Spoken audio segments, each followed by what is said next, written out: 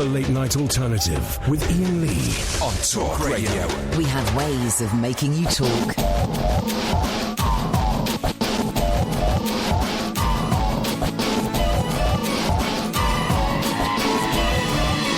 Why be normal when you could be weird? Why show your face when you could rock a beard? Why fly a plane when you could fly a jet? Why have a man when you could have a pet? Why smoke when you could breathe deep? Why be awake when you could go to sleep? Why take a pull when you could take a hit? Why get high when you could get lit? Why be straight when you could be gay? Why say hello when you could say hey?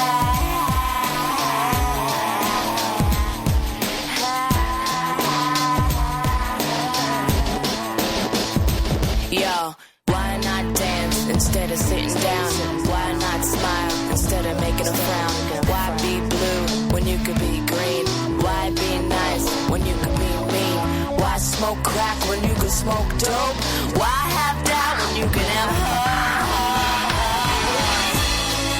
There's hope for the future inside everyone. Hey, there's hope for the future inside everyone. Yo, why take a trip when you could stay home? Why use a brush when you could use a comb? Why be blonde when you could be red? Why let the media get to your head? Why read the Post when you could read the Times? Why eat lemons when you can eat limes?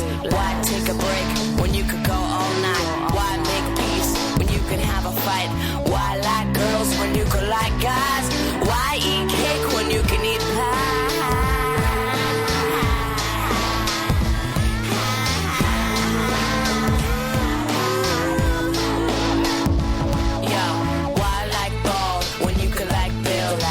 Take a hike when you could take a pill? Why complain when you could just cope? Why have doubt when you can have hope? You can have hope, you can have hope, you can have hope. There's hope for the future inside everyone. Hey, yeah. Hope for the future inside everyone. Oh.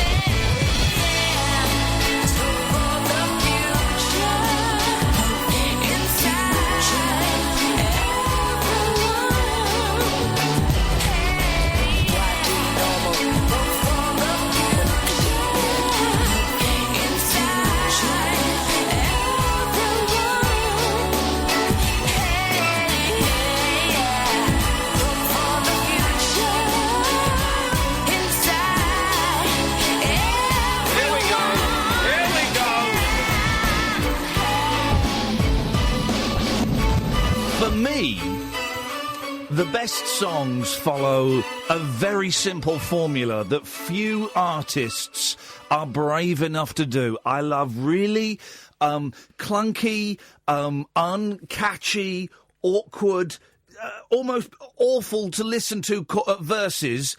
Then you mix it with an uplifting, catchy chorus that everyone sings to. Those verses were unlistenable, but man alive, Imani Coppola is probably the only person that pushes it. She pushes it to the maximum. Good evening, dear listener. This is the Late Night Alternative on Talk Radio. My name is Iain Lee. Catherine Boyle is there. Hey. Sam is through there, and if you phone up this telephone number, he's the dude you're going to speak to before you speak to either of us. 0344 499 1000. 0344 499 1000. He is the telephone number if you want to give us a call. This is you're listening to us, of course, on Talk Radio, on DAB, on app, or maybe you're online at talkradio.co.uk. It is, I missed out something, but you can work it out. You're computer literate. I interviewed a comedian for the BBC the other day, and we mentioned his Twitter handle. His name is John Kearns, and I can't remember what his Twitter handle is. I can't remember. And we mentioned it, and it was a pre-recorded interview, and afterwards the producer said, can we do that last bit again? Because I said, so if you want, John, we want to find out more about you. What are you on Twitter? Where do we go? And he said, well, I'm at John, whatever it is, and, you know, you can get all my live dates and stuff there. And the producer said, yeah, can we do that again? But not mentioning Twitter or the Twitter handle. I said, well, yeah, but I want people to go and find him. He's a funny guy. He's a nice bloke, and he's funny, and he's come in to talk to us for free. We've got to plug him. Is this a stupid BBC not wanting to favour Twitter over any other social media thing? Yes. She said, well, yeah, we're not allowed to say Twitter or a Twitter handle. And I said, well, is that what? Is that in case he's like ISIS or he's tweeting child pornography? No, we're just not allowed to mention them because they're a commercial company. What about if you mention MySpace and we had to say, Bing? I had to say, John, how can people find out more about you? And his reply had to be, well, if you type my name in online and search for me there. Because you couldn't even say Google me. If you type my name in online and search for me there. Wowzers. Thanks, BBC. Dear God. 0344 499 1000 is the phone number. If you're looking for the question about Muslims, if you're looking for the text vote, that second call, they were just on James's, so you know the score. Thanks very much. Try later in the week.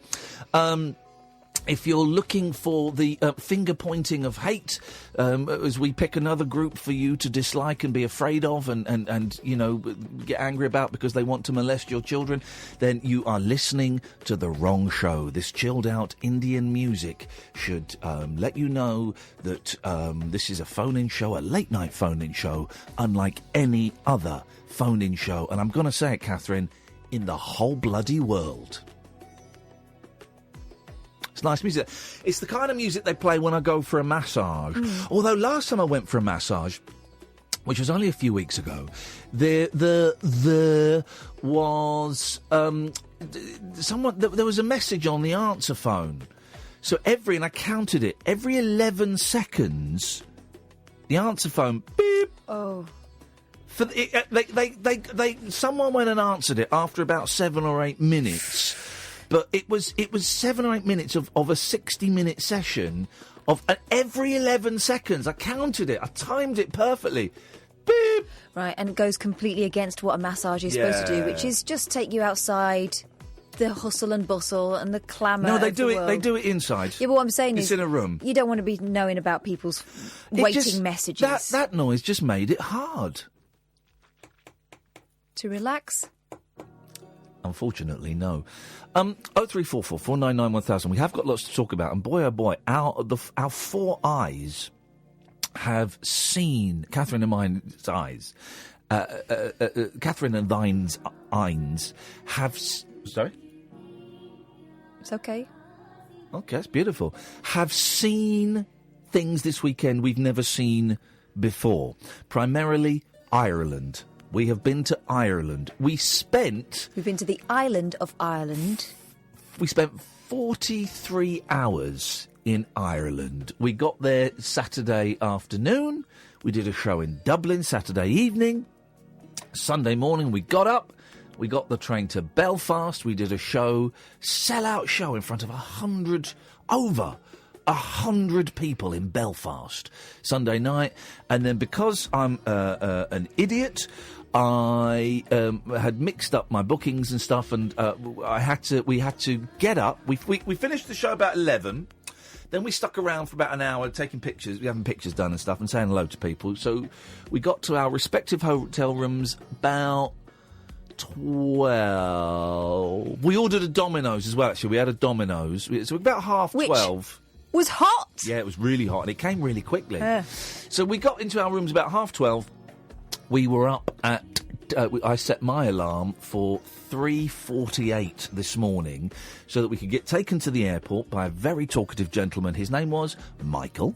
And then we caught the 10 past 6 to fly into Stansted, to be driven to Great Yarmouth, to go to a holiday home, to film some stuff for Loose Women, which was a joy, and I met some really lovely people, and but there was no food there at all, and then we got the train back from Great Yarmouth hey, man alive. It's been a busy day. Hasn't it? But everyone that came to Dublin, everyone that came to... Well, hang on a second. Let's go in reverse order. Everyone that came to Belfast and watched on Periscope, thank you. Yeah. Great. We met some lovely people, and I hope you enjoyed it. We'll be back. Everyone that came to Dublin and watched it on Periscope, apart from 2 women, thank you very much. We had a great time. Because we did the show in Dublin, because we didn't know if people would come. And I made all these bookings before I went in the jungle, because I thought that might raise the interest a little bit.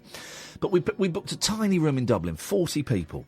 It was a cool room, though. Oh, it was great. It was done out like your nans would have been in the 1970s, Yeah. sort of quite orange, geometric wallpaper. It was just cool, wasn't it? The Workman's Club in Dublin. It was great, and we had Thomas Walsh from Pugwash came and played some tunes, and then we went out for dinner with him. It was a great night, but it was small. It was 40 people, 39 people actually. Although I think the woman who was sat to the left at the back, she just wandered in because we were doing the door. But how can you do the door whilst doing the show? Here's how you do it. You go, come in. Yeah, come in, sit down. But there were 2 women who were quite pissed. But I was speaking to them before, and then I was speaking to them during, and then I was speaking to them in the interval. Yeah. And I think they gave me a hug, and they seemed to be enjoying it. But they didn't come back for the second half. And with it being a small room, you recognised everyone that came back in. Yeah. And there was also, a gaping gap where they had been sitting. Yes. And it was also quite quiet over there because they'd been talking all the way through it as well. So They have been, actually, so it was good. Here's the thing. I'm confused by the money. I sort of get why Southern Ireland has euros, but that still feels freaky to me. But here's the thing. Northern Ireland, right, I got 80 quid out, right, and they've given me Danske Bank. surely that's legal tender. Well, is it? Is this legal tender? Because also, we all know that Scottish money is legal tender, but people can still refuse it. Right, yeah. And in all of my many, many years strolling this earth, I have never seen Northern... I'm showing it up to the Periscope people. I have never seen Northern Irish money. And I can just imagine presenting this to a shop to buy... I don't know, not sweets, because I'm off the sweeties, but to buy health foods. Buy health foods. And then just going, nah. Who's on the front? I don't know who's on the front. It's Mr. Henry Ferguson. Oh. So, basically, I've got 80 quid. I don't think I can do anything. Oh, of Massey Ferguson, I'm guessing, because of the tractor. OK, sure. That sentence literally meant nothing to me, but I'm at an age where I can tell quite early on whether I want to pursue a sentence or leave it be, and I'm going to leave that one be. So, can I use this money? Cue someone phoning up going, no, you can't, but if you send it to me, I'll get rid of it for you. And so we've got that. What did we miss in Ireland? Because we didn't see any of it. We went for a walk in Dublin for about 45 minutes and then got tired, so I had to go and have a doze because we were up early Saturday. So what did we miss in Ireland? Can I use this money? Oh, boy, Paul Catamole from S Club 7. You remember he was selling his Brit Award and it reached the dizzying price of £67,000? Turns out that was a shill bid. That was a shill bid. And he's had to relist it. So, guys, I'm trying to get him on the show. I've tweeted him, asking if he'll come on the show. But we can talk about that as well, and a whole heap of other stuff. 0344 499 1000 is the telephone number. My name is Iain Lee. This is the Late Night Alternative on Talk Radio. The radio show for people who know the best part of the day is the night. The Late Night Alternative with Iain Lee on Talk Radio. We'll get you talking. those are some of the things we've thrown out there. Paul Catamel's Brit. You can talk about... Oh, I tell you what we can do, how we can do that in a style of... Get rid of that music. Keep this one. This is it. Listen. Oh. This we can turn that into a traditional speech radio phone-in, and it'll be quite a good one. Awards that you have got, awards that you have stolen, and what piece of tat have you got from a pop star? 03444991000. For years, I had one of Frank Black's guitar strings. He's the frontman of indie rockers, the Pixies, and I had one of his guitar strings from a gig he played at a pub. The gig the Pixies played at a pub in Windsor, the Old Trout, and I had that for years in a drawer with a ticket, and I had visions of getting it framed, and then about 10 years later I went, chuck it away. I also had a towel that was used by Arthur Lee from Love. He's a very sweaty man, and he dabbed his head and he threw the towel, and I caught it, got rid of that. Bet you can get that tested. Covered in all sorts. Could recreate Arthur Lee. So, what awards have you got? Phone in and show off, guys. What awards have you nicked from celebrities, and what tat have you got from celebrities? 03444991000. I've got Noddy Holder's autograph for my Auntie Linda. Oh. I've got it 20 years ago, and I've never given it to her. It's on top of my fridge. Yeah, well... With a load of papers. She'll get it. She'll get it. I meant the autograph. I didn't mean anything sexual. I didn't mean anything sexual. Why are you looking at me like that? Let's go to Blake. Good evening, Blake. Good evening, Ian. How are you doing? Very well, thank you, mate. What have you got for us on a Monday evening? It was a bit random because we started out listening to the show and you threw so many topics out there, so much to talk about. You can call in about anything you want. This is the way it works. Well, that's true. Well, firstly, I was just going to say first, I don't know how much time you've got, but I listened to your chat or your podcast with James O'Brien, The Unfiltered. Oh, yeah. No, I don't want to plug his show. Yeah, we can plug his show. We can plug that. Listen, I'm James. He's a good friend of yours, isn't he? I wouldn't say he's a good friend of mine, but he is an acquaintance, and when we meet, we always enjoy each other's company. Yeah, and he said he voted for you in the jungle, so that was always nice. I think didn't he say his kids voted for me? I think that may be slightly more accurate. But yeah. He gave the bill payers permission. Well, good. Yeah, thank you. Good. Yeah, no, it was nice chatting to James. For those who don't know, it's a podcast, Unfiltered, with James O'Brien, and I was lucky enough to be invited on there to talk nonsense, which is always a thrill.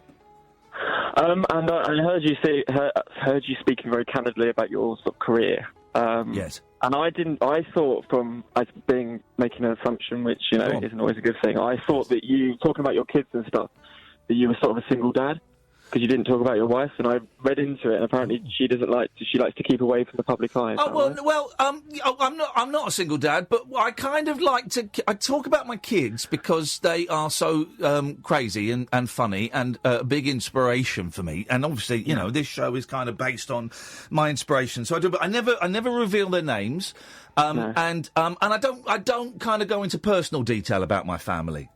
Oh, okay. Yeah. So what I was going to say is I'm studying TV and radio at college. Yes. So I'm kind of a geek in that respect. And I did you, at the start of your career, think too far ahead, or did you believe in fate? Did you think, right, I'm meant to do this, and what will be, will be? Right. Let me tell you something that I think I may have shared twice before. But this is true, right? I wanted to be an actor, but from quite a young age, I'm going to say about 15, I knew that I was going to host a TV show. I knew it, right? And I could see it. And I could literally see this image of me wearing a grey suit, holding a microphone, and in the image, I was kind of like in an audience and talking to people in an audience. But I just knew that was going to happen. And 10 years later, and it would have 9 years later, I was hosting the 11 o'clock show. And there was one point I was doing the 11 o'clock show, and I had a grey suit on, I had the microphone, and it suddenly dawned on me that this was... this music is appropriate. I'm going to call it a vision. That this vision that had kept recurring from the age of 15-ish. And it had never been any more detailed than that. It was me in a grey suit and a tie holding a microphone, and I was stood in an audience and I was kind of talking to people, but it was a TV show, and this image would keep coming back at my lowest points. It would just keep popping into my head, and I'd keep thinking, yeah, I'm going to do that one day. After about 8-9 years, I was getting a little bit wavering around that belief, but I knew that have I told you that, Kath? Yeah, I've mentioned that before. I knew that that's what was going to happen. Because you said that in the chat with James O'Brien, didn't you? You sort of said you felt like you were going to do it, but then you worried, as you said, you got a bit wavy and you worried that you weren't going to get there. But yeah. So do you think just being a people person, quite outspoken, quite outgoing? Oh, God, I'm not a people person. I'm an anti-people person. I hate Well, we're in the people. right environment. No, I know. That's what you said. You said in the jungle, you said in the Bush Telegraph, it's normally me and a producer in a room. I don't like people. Yeah. But when you are around people, it's like, is it maybe an alter ego that you put on, or a facade? Is it kind of is a performance. It's an amplified, exaggerated version of me. But it's a performance, and this is why when I was doing the 11 o'clock show, and we would go out. I don't know if you ever saw it, but I would go out in the street, and we would film these really silly, dumb little films, little 3-minute things, where I would go up to people in the street and I would say the most outrageous, offensive things to them, and I hated it. And I did 100, 150 of those films. I don't know. And we would go out there to get a 2.5-minute film. We'd be out there for 3 or 4 hours, and I hated doing it. I hated doing it to the point where towards the end I couldn't do it anymore because I just burst into tears. But I hated doing it. But the reason I could do it is because there was a camera on me, and the camera made me invincible, and I knew that the end result would be funny and would be worth all the hassle. Where was it we were going, Catherine? And I had a tape recorder. Was it New York? New York, yeah. And because we had the digital recorder, and I knew that it would get edited down and played out on the show. Also, you had your headphones on, so you were listening to it through the sort of filter of the microphone. It meant I could shout out the most outrageous thing. Oh, when we went to play tag as well in London, shouting out on the tube, who's coming to play tag? But it was because I had the microphone and the headphones, and I knew it was a performance, and I knew that it would get played, and it would be people would dig it. Because off the cuff today, I saw a clip of you on Loose Women again, and you said, come on, guys, let's all get involved because I really want some more TV work. Yes. Is that kind of just a joke? That was a joke.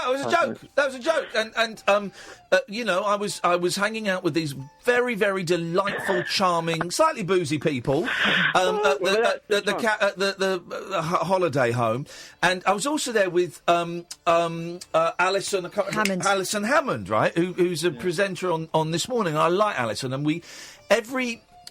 once every couple of years, our paths will cross, and she's always a ray of sunshine, and she makes me laugh a lot. And she's very loud, and she had this group laughing and eating out of the palm of her hand. She can work a room. Oh man, she can. I think she's so good, so good. And when she left, I couldn't do that. I'm not like that, and I got a few laughs out of them. But I struggled to kind of integrate with those people that were helping us out in the same way that she did. But once the camera comes on, then the difference. Here's what you wouldn't have seen from that Loose Women in that holiday home. Kath was hiding round the corner for one of those. She was hiding round the corner reading her book. I was sitting in someone's bedroom reading the book, trying to make sure my feet weren't poking around the door. Yeah. So I don't know if that answers any of your questions, Blake, but I certainly appreciate the questions that you asked. Because I think a lot of people, when you went into the jungle, thought you'd be really polarising and you'd be like the Lady C of 2017, but you're quite the opposite, really, weren't you? I was myself. Yeah.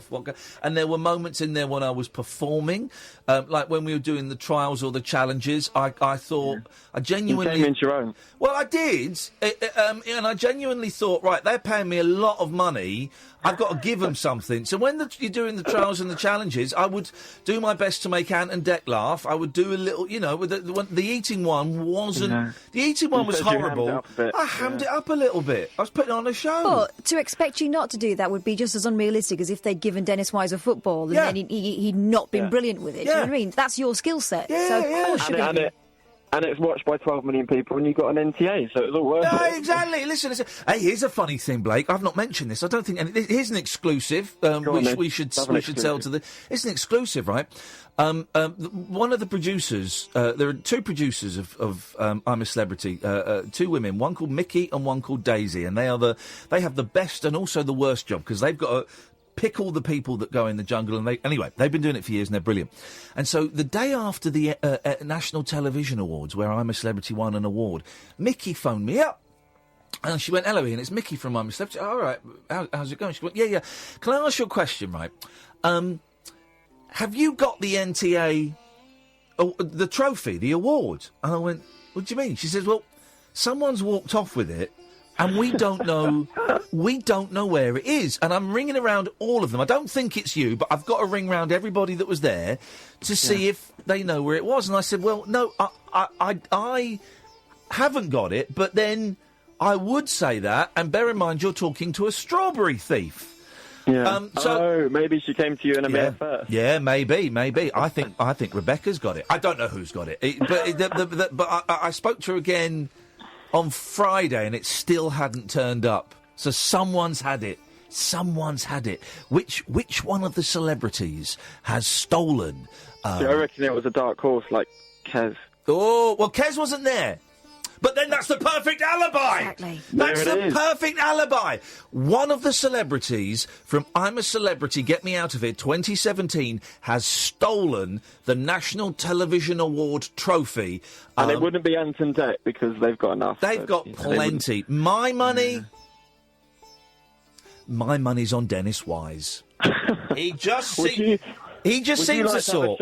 Would you like to have a show this year and then get an NTA next year so you're all of your own? No, it's all I've got more than enough awards. Listen, Blake, thank you very much for that. 03444991000. Matt, Simon, stay there. This is the Late Night Alternative with Iain Lee on Talk Radio. The Late Night Alternative with Iain Lee on Talk Radio. We'll get you talking.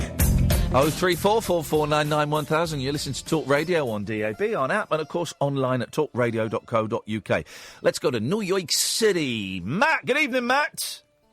Iain, Kath, good evening. Kath has nipped out because she's had to go and just send a little message, but she's coming straight back. So good evening, Matt. What have you got for us? There we go. Good evening. Hey, before I tell the stuff I've nicked from celebrity things, yes. You mentioned the NTAs before the break. Yeah.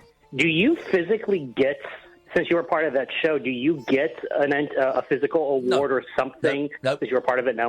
No.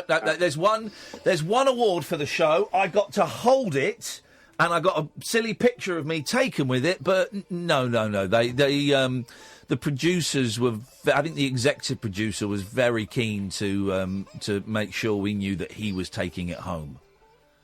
Got it. At least you got a photo or something. So I didn't win that award. Ann and Deck won that award, and the 700 people that were working on the show behind the scenes, we were just the faces of it, So, but it was a thrill to be there and to ride on their coattails.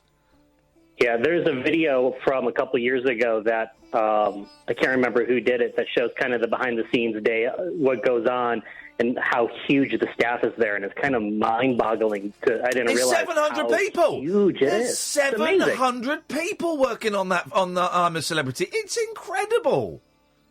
24 hours a day too. It's a non-stop machine when it's in production. It's relentless, crazy. Man. It's what a gas to have been part of that huge beast. Anyway, what you got for us, Matt? All right, so here's what I got. Yes. So this was about 2-3 years ago when David Letterman said goodbye. Oh yeah. I was in the city didn't go to the show. I hung out around the studio and all that afterwards and felt sad.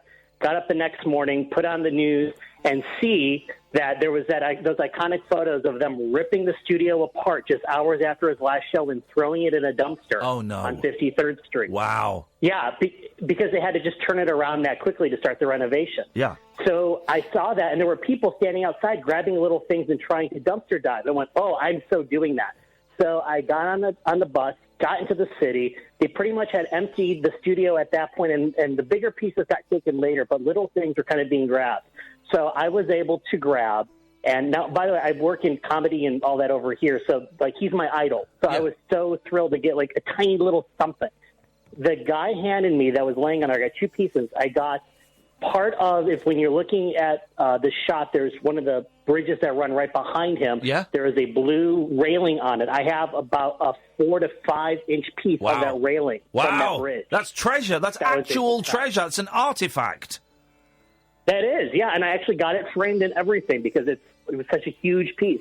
And then, this is totally TV nerdy, but they were dragging out even the jib cam arm, the big wraparound arm camera of the actual thing. I thought, and I looked at the guy and went, they're throwing out the actual arm?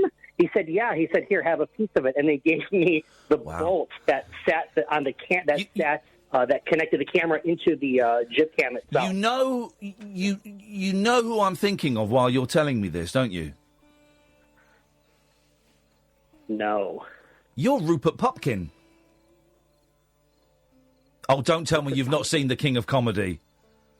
I have not. Oh, Matt, you call yourself a comedy TV nerd and you've not seen Robert De Niro and Martin Scorsese's finest piece, The King of Comedy? I have not. I feel ashamed right now. Oh, Matt, listen, I don't do this very often, right? But I'm doing it tonight. I want you to switch off this radio show. Hang on a minute. Let me see how long The King of Comedy is. What are you doing for the next couple of hours? I have a feeling I'm going to be watching The King of Comedy and then calling you back after I've seen it. Right, The King of Comedy is 1 hour, 49 minutes. Let's say it's 2 hours. I want to speak to you round about 12:30, and I want you to thank me profusely for introducing one of the greatest movies into your life. And you'll also get the reference as to why I think you're Rupert Pupkin. I will call you in about 1 hour, 40-something minutes from right now. You're a good sport. We'll speak to you later on, Matt. Thank you, mate. Thanks, buddy. There we go. That's great. Homework. That is homework to be done during the show. He should have done that homework earlier in his life. It's a New Yorker. Oh, man. He's going to love it. I hope he loves it. One of my favourite films. Guys, you've all got permission, if you want, to sack tonight's show off, or the next 2 hours anyway. Go and watch The King of Comedy. Honestly, I don't know if it flopped when it came out. I don't, because De Niro and Scorsese were riding on the back of, like, the Deer Hunter for De Niro and, Taxi Driver and those kind of, very masculine movies, violent movies.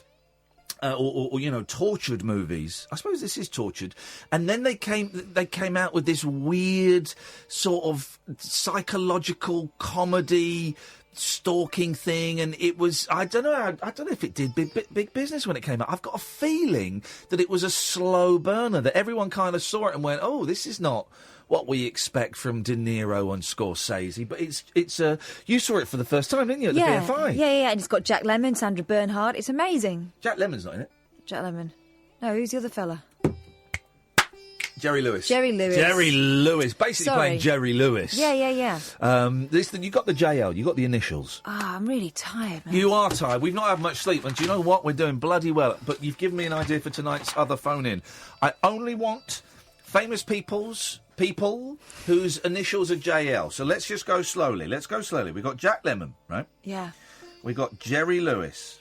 Well, there's one obvious. Go on. John Lennon. There we go. John Lennon. There's a boxer. Isn't there one called Joe Lewis? Yeah. There is. Jay Leno! Oh, this is going to be a great phone-in. 0344 499 1000. Celebrities whose initials are JL. I'm going to be strict. Jerry Lee Lewis wouldn't count. That's JLL, obviously. So I'm going to be strict. 0344 499 1000. Good evening, Simon. Hello, Ian. Hello, Kath. Hi, Simon. How are you doing? Good, thank you, mate. We're both very tired, and I'm trying to not have coffee and not have chocolate because since I came out of that silly place, the jungle, not island, I find whenever I eat chocolate, I get quite ill, actually. It makes me quite ill, so I'm going to have a little bit of a detox, I think. But apart from that, mate, apart from getting rid of tastes, I'm good. A couple of things for you. Yeah. First of all, I sent you an email, but now you're an A-lister. I wouldn't expect you to look at the email. I will have seen it. Remind me what it said, because I will have seen it. It was probably just saying about your show, and also I'm opening a musical confectionery shop. I wanted your help. Oh yeah, you did. Okay, so this is okay. This is good. We got topics coming out of our ears tonight. Simon is opening a musical confectionery shop. He's worried that you're going to get annoyed by this one, Catherine. I will. Yeah. I've got no stock. I've only got 2 bits of stock at the moment, Ian, as well in it. Away you go. Go on. I've got some Mars. Pump up the volume. Pump up the volume. Yeah. And I've got some Whispers. And the beat goes on. Hang on a minute. Who is the Whispers a group? Yeah, I think the Whispers did And the Beat Goes On. Okay. I think, but it's spelled differently, obviously, but that's all right now. Okay, yeah, that's fine. That's fine. If there's anything, that'll be good. And one other thing... Hang on a minute. I'm going to have a think. Okay. Any sort of sweets, chocolate bars, whatever, I think. Okay, hang on. Hot chocolate. It's not a chocolate bar, mate. Oh, no, not having that cat. No, it's not I hate this game already. Okay. What? It's not a cat. It's not a cat. While you're thinking, Ireland was brilliant, by the way. Thank you very much for that. We both enjoyed it both nights. 2 very different sorts of nights, I thought. Weren't they? Yes. Quieter on the Saturday and obviously a bit more sort of at the Sunday, the Belfast. It was brilliant. Well, for those who missed it, let's just say we're going to go back to Ireland, and I think we're going to ditch the whole phone calls, the whole kind of, obscure ramblings. We're just going to go out, and I'm going to do a Neil Diamond, and Kath's going to do a Cher. We're going to do a tribute act. Yeah. Diamond and Cher. It's like Legends of Las Vegas, but, crap. That's what we're doing. Have you heard today that your agent told you that Comic Relief have contacted you and Kath? See if you can do Dead Ringer for Love. Yeah, we go. There we go. I just thought of something rude. Okay. You're going to say I'm Meatloaf? No, I was thinking about Dead Ringer for Love. Oh, okay. Turns out he will do that for love. While you're thinking about your confectionery. Yes. The other night I mentioned something to you, and your reaction said to me, "You've got a story about him or something." I just wondered if you can... I've missed it. I've only just started listening to your show since The Jungle. Yes. As if I've missed something in the past. Okay, well, about what was... Remind me. Howard Jones. I'm a big fan. No one is to blame. It's probably one of my favourite songs of all time. I've seen him on a couple of occasions. But you just sort of not raised your eyebrows. No, it's just we've tried to get him on the show a few times, and I think he's been promised a couple of times, hasn't he? Yeah, there's this one guy who keeps sending me really tempting prospects, and every time I write to him, he says, yeah, I'll sort it out for you, and then it goes dead, and then I just get another list of very tempting prospects. So How good would it be to have him with his keyboard and Pugwash with the guitar together in your studio? Well, here's the thing. Pugwash is going to come in with... Nick Kershaw. Nick Hayward, thank you. Hayward, yeah. But I have met Howard Jones. When I took my 2 boys to go and see Bare Naked Ladies last year, Howard Jones was the special guest. Yeah. And we got to go to the after-show party. And Howard Jones was there, and I just thought, my sister used to love Howard Jones, and I said, Howard, would you mind having a picture of my boys? I think you... And he did, he had a picture of my lads. I've interviewed Howard Jones. Yeah, nice guy. He's lovely. Got really good reaction at the Roundhouse. Oh, good. It'd be awesome if you can get him on. That would be fantastic. But I used to have this really brilliant contact who was mates with him, so rather than going through a publicity person, it would be him. But I've lost touch with him. Don't hold your breath, Simon. Don't hold your breath. Thank you for that, mate. 0344 499 1000. We got a Mike, we got a Matt, we got a Simon. So we got a musical confectionery shop. We've got celebrities whose initials are JL. What trophies have you got, and what tat have you got from famous people that is worthless? You couldn't get rid of it on eBay if you tried, but you've got it, and it's in a drawer somewhere. 0344 499 1000. This is the late night alternative with me, Ian Lee, on Talk Radio. Uncut after-hours conversation for the up all-night generation. The Late Night Alternative with Ian Lee on Talk Radio. We'll get you talking. 03444 991 1000 is the telephone number if you want to give us a call.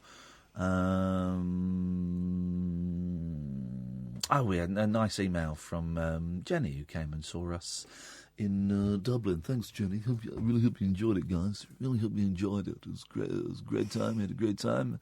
We really enjoyed it. Really managed to soak up the Irish culture there. Northern Irish culture. Got to be careful, mate. No, I was talking about Dublin, mate. You just ballsed up. Well. There we go. Let's go to Matt. Good evening, Matt. Good evening. How are you? Can I just say to everyone that's tweeting me, celebrities whose initials are JL, I'm blocking you. Phone in. Thank you, Matt. Thank you. phone in. It's not a tweeting show. I don't want to sound like Spendlove, but it's not a tweeting show. It's a blooming phone-in show. Phone in, you slackers. Pull your finger out your arse. We even call you back. It don't cost you nothing. Anyway, Matt, you've called in, and I respect you. Slackers. Yeah. Well, you know, I'll try to do one's best. JL, I was thinking Jessica Lange.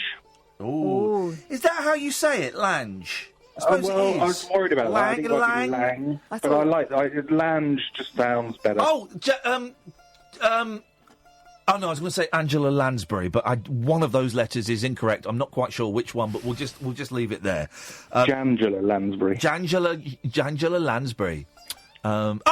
Jennifer Lopez. Oh yes. There we go. Yeah. I'm going to write J-Lo. No, I'm going to write J-Lo, and I'm going to write Jennifer Lopez. They're the same person. No.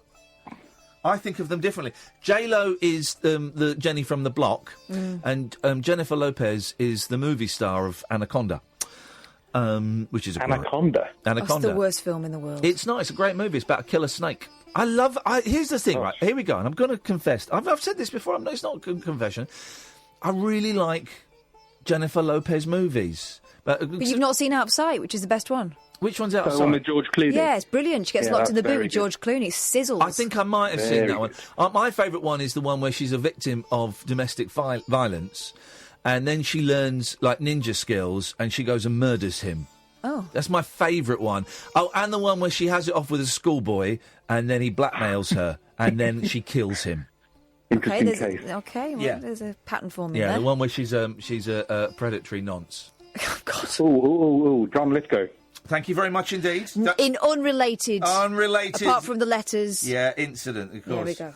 I was just thinking about... John Lydon! John Lydon! Yeah. This is great. John Lloyd. Yeah. Who's he? He's a producer of Blackadder. No, move on, Matt. He's very famous. No, I'm not having a producer. And he's a genius. No. Where would you be without producers, Ian? You're this particular producer. Oh, yeah. Well, I tell you where I would be without this producer. I would be better rested. I would be less grumpy. I would have not spent 10 minutes dicking around in the pouring rain in Great Yarmouth while you tried to find your telephone that you'd lost. Okay. That's where I'd be. Okay. Right. Yep. Okay. Yeah, he's got you there. I'm just gonna write in my little book of grievances because there's a whole load of things that you've done to me that I would never bring up because we're mates. But wowzers! Well, hang on a minute. Who told you we were mates? Because that is libelous. Well, there's another one. We had. We're not, I've got a tribunal. Oh man, alive! Okay. Anyway, Matt, did we get to the meat and two veg of your call? Well, I mean, there was some vague reasons for calling in, but I don't know whether it's going to be of any interest or not. Listen, we can get to the vague reason of your call. Of course, I'm sure Ian will tell you if it's. I signed up yesterday for Tinder. Oh. Which I've never done before. I've never done any online kind of dating stuff or anything like that. But I thought, well, never mind, why not go for it? So I downloaded the app and I started swiping, all left swipes. That means that's on the phone, isn't it? The swipe he's referring to. Yeah, if you swipe left, you say no, thank you, and if you swipe right, you say yes, I would like to become more involved in your environment. But it's like left, leave it, right, or right. Left is Lucy, lefty Lucy. I found myself just swiping left the whole time because, I mean, some of them look like they should be in What's the one? There's one where it's for famous people. What's it called? Iveda or something. There's one, because they mentioned it in the jungle. I mean, someone had been on it in the jungle. And it's only for famous people. But then you kind of think, well, that's a bit weird, isn't it? It's a bit odd. It's like the blue tick thing on Twitter, though. I've never really got that. Oh, they give a blue tick to everyone, don't they, Kath? Oh, sorry. It's another one. Awkward. So what's happening? So you're on there. Has anyone swiped right for you? Yeah, this is the amazing thing. I mean, I was absolutely astonished. I had 2 matches today, and started messaging, and we're just sort of talking about shared interests and what sort of we do and keep job-wise, and what do we do for entertainment and hobbies and You have fun. sex with random people you've met on a phone app, yes. Well, not part of my initial plan, I have to say. But, yeah, and I was just curious how other people have found it, because I found that, you start chatting and it's all very pleasant, and then I got to a point where I was thinking, well, I don't want to say the obvious thing is, like, are we going to go on a date or something then, because it sounds needy, but then the conversation fizzled out. It sounds needy. You're on Tinder. You're on a dating app, mate. Because what's needy about saying, by the way, should we actually take this to the next stage of meeting and having a coffee? No, first what you're going to do is do a Google image search. Yeah. Make sure that you're meeting that person and it's not just someone they've pulled off, hot birds on Google. Oh, I'm assuming it's women. It may not be. It may not be. It's 2018. What's boring in my? What's your age, Matt? How old are you? That's a very personal question to ask a lady. I'm just imagining. I'm 44. Oh, I was going to say 42. I was going to say 42. That's very kind well, of you. then, mate, you're like me. Time is running out, buddy. You haven't got time for the niceties. Just say, can we? I view it more that I've done my bits. I've been married and I've had long-term relationships, and this was just a kind of an almost scientific experiment, just to kind of see what it's supposed to be like. And I'm not really sure, even if I did connect with somebody, that I wouldn't necessarily want to meet anyone. But I just wasn't sure whether other people think you just, because I'm sure for women on Tinder and other apps like that, it must be a completely different experience for men, because I'm maybe lucky that I've got 2 matches and that'll be my lot. Yeah. I would have thought that women will probably just find themselves getting inundated. And What does a match mean? Does a match mean that they've swiped right for you, or so we've both swiped right. So I've swiped right on them, and then so I had one where I swiped right, and then it announced that I had been matched already. And then another one where I swiped right. So she'd seen you previously and swiped right, and then you'd seen her. And how does it do that? You like input, like bands you like and food you like. No, and stuff. It's not even that. I just put a photo of myself, and it's an extremely flattering photo, which I took from an extremely high angle with a filter. Of course. And then wrote a little bit of blurb about, we've got a couple of kids. I'm looking for people to hang out with and maybe have a relationship. But hang on, there must be millions of people on Tinder. What are the odds of 3 people, it turns out, swiping right for each other? What are the odds of that? That must be you set your age parameters and your distance parameters, so I'm only looking for people who are kind of around my age, because I don't want to start perving on people in their early 30s, and I don't want to be getting involved with people in their sort of 60s. No. Well. And then I set the distance to, I think, 30 kilometres radius, which I thought was probably too far, actually. But anyway. So and then you get presented with this smorgasbord of individuals who are hoping that you might swipe right on them. Most of whom are frightening. And so then I got a couple of matches which I was amazed about, because I really wasn't expecting to get any matches at all. I'm getting the feeling with you just went on there to see if anyone would fancy you. Yeah, that's probably it, really. Yeah. But then I know that the photo that I've put on there is very flattering. It's, I deliberately chose the best, most flattering photo I could take, and if they ever actually met me, they'd probably go, "Oh my God." Well, newsflash, they've done the same thing, and it's probably taken them twice as long. Yeah, true, maybe. Yeah, mate. Listen, I don't know. It's all complicated. It's complicated, isn't it? It's complicated, all this dating stuff. The best way I've found to get with someone is to like them from a distance for 5, 6, 7 years, and then get your mate to say to them, "My mate fancies you." What, and be 18? No, I saw I got with Tessa when I met Tessa in Edinburgh, and I fell head over heels in love with her, and I was just too, and she obviously liked me, but I was just too nervous. And then at one New Year's at Alexandra Palace, I got Mackenzie to say, I think a friend of mine really likes you. She's like, "Oh yeah, who's that?" He's like, "It's Ian. It's over there." And she's like, "Oh no, I really like him too." Boom. So that's the best way, man. Relationship last? It lasted for 8 years.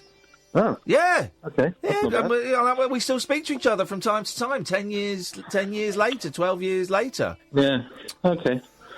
Yeah, I mean, that does kind of rely on you having reliable friends, which is a bit of an issue for me at the moment. But Oh, Well, hang on. We've only got 2 minutes, and then we've got to go on. Well, how have your friends betrayed you?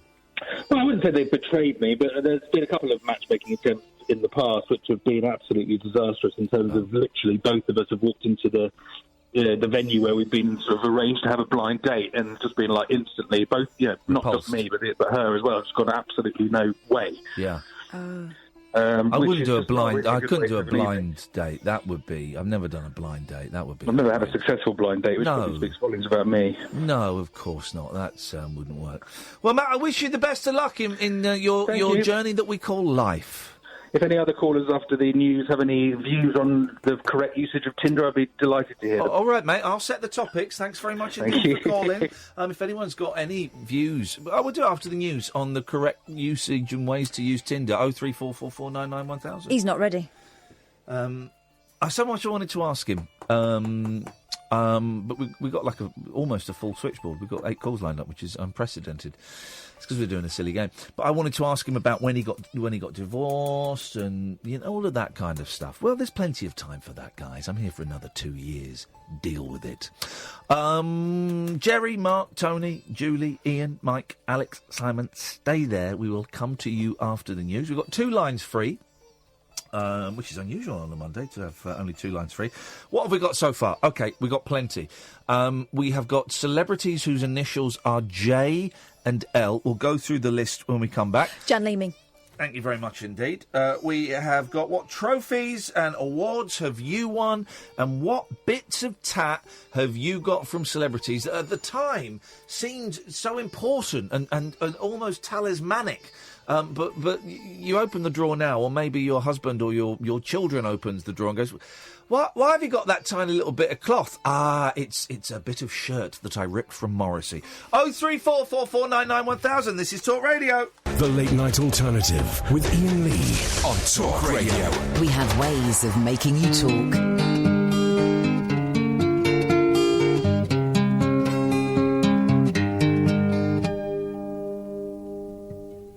Summer was gone when the heat died down, and autumn reached for her golden crown.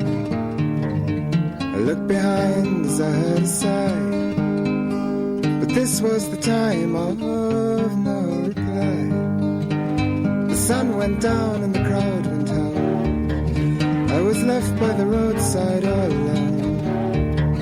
I turned to speak as they went by, but this was the time of no reply.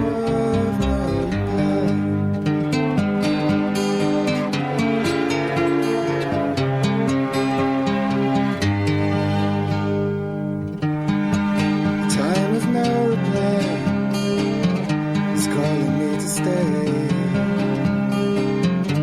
There's no hello and no goodbye. To leave, there is no way. The trees on the hill had nothing to say. They would keep their dreams till another day. So they stood and thought and wondered why. For this was the time of no reply.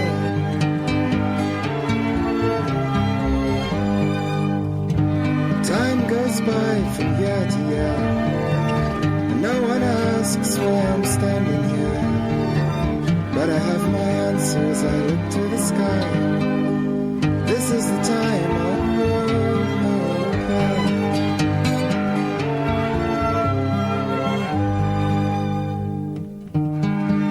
Time of no reply is calling me to stay. There's no hello and no goodbye. To leave, there's no way. Summer was gone and the heat died down, and autumn reached for her golden crown. I looked behind as I heard a sigh, but this was the time of no reply. Oh. Come on.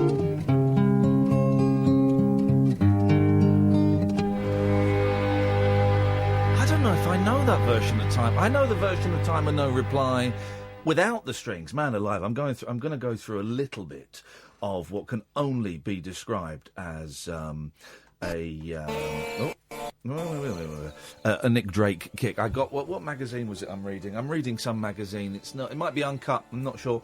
And I was spoiled. Normally, a music magazine these days will have. I'll buy it if it's got one story I'm in. Sometimes I'm interested in. Sorry. Sometimes I'm lucky and there'll be two stories that I'm interested in. This Uncut magazine, I believe it was Uncut. We'll double check it in a bit. Has 3: Nick Drake, Michael Nesmith, and Michael Love of the Beach Boys. Wowzers! What a gas! I've been reading all about Nick Drake, and I'm going to go through those CDs, guys. If you've not got Nick Drake, go and get into it. 0344 499 1000. So far, celebrities beginning with whose initials are JL. Jan Leeming, John Lydon, Jack Lemmon, Jerry Lewis, John Lennon. Did I say that? Yes. Joe Lewis. Joe Louis, I think his name is. Jay Leno. Jonah Louis. Jonah Louis, thank you very much indeed. Yeah, we go.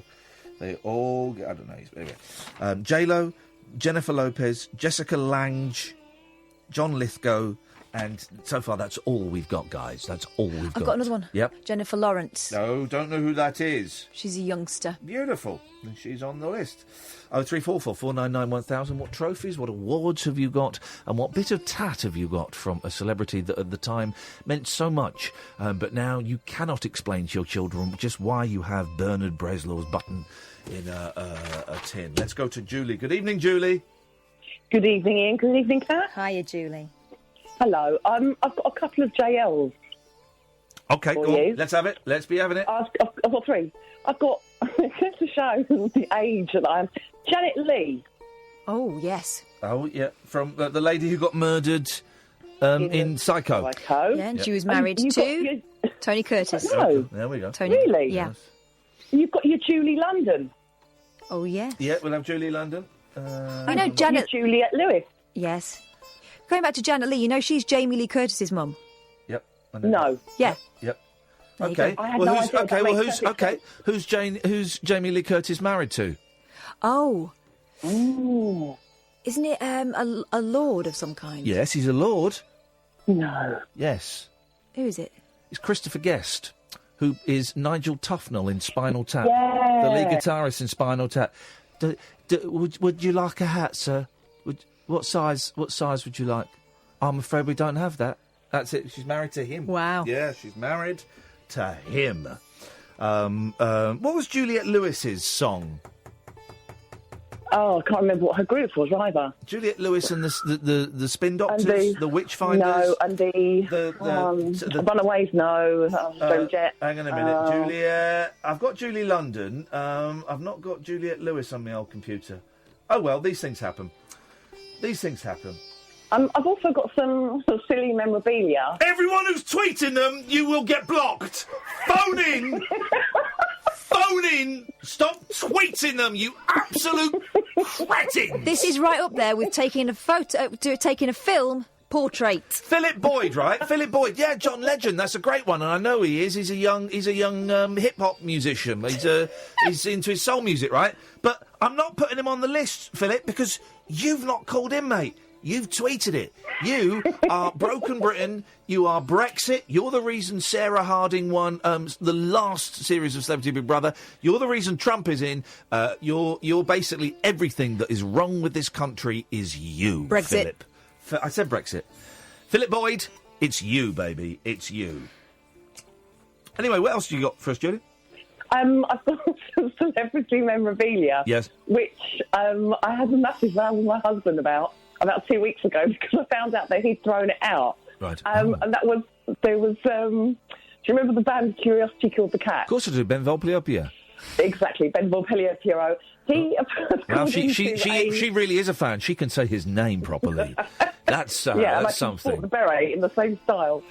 Well, he called into. This is going back, obviously, to maybe 1989, maybe something like that. Yes. And he had called into a pub local to where I live, where my friend's elder brother worked. And so I was not the age of 18, but there was big talk of, oh, guess what? Your cat went into the Checkers pub. Can I just stop you for a second, Julie? Yeah. I've got no idea. There were so many connections in this story, and my brain is so addled by having... I've literally had about 6 hours sleep in the last 48 hours. I've got no idea where this is going, but it sounds Don't look good. at me for help. There's a strong vibe. A strong vibe. OK, go on. Strong vibe. Yeah. My friend's brother worked in the pub. Yes. And so he took the bar mat, the paper bar mat that you put your glass on. Beer mat. Beer mat. The beer mat, that's it. Paper bar mat. Have you ever been into a pub? It's like, the cardboard one, the one that you like. Yes, I know what a beer mat is. I don't know what a paper bar mat is, but yes. That's what I meant, beer mat, sorry. Yes. And he picked up the one that Ben Volpellier-Pierrot had his pint glass There on. we go. Celebrity beer mats. I'd watch that on the National Geographic. And so the other day, so I had this box of basically random stuff, like cards from when I was going out with my husband when I was 15 and things like that. Real just old tickets from cinemas that I went to on first dates when I was 16. Yeah. And I went to find the folder and my husband said it was just full of old paper. I chucked it all out. And I realised that that's where the bar mat was. And well, he probably chucked it away because you were calling it a bar mat and he'd never heard of it. Yeah. If you said a beer mat... Yeah. I meant beer mat. Beer mat, bar mat. OK, I think maybe you should stay away from beer for a month, just to see if you can. 0344 499 1000. Second call from New York. It's John. Good evening, John. Why, good evening, Ian. This is such a treat. I tweeted before about how happy I was to accidentally find you on here after discovering you a couple weeks ago. I'm a celebrity. John lives in... So John had never heard of me until a few weeks ago. He watched I'm a Celebrity in New York. We'll get to that in a second. And then he was listening to Talk Radio because he wanted to find Eamon Holmes. Right. And then he discovered that I was on there as well. So this is all... Hey, why were you watching I'm a Celebrity in New York? Well, to be quite honest, I have quite an ITV addiction. Oh, wow.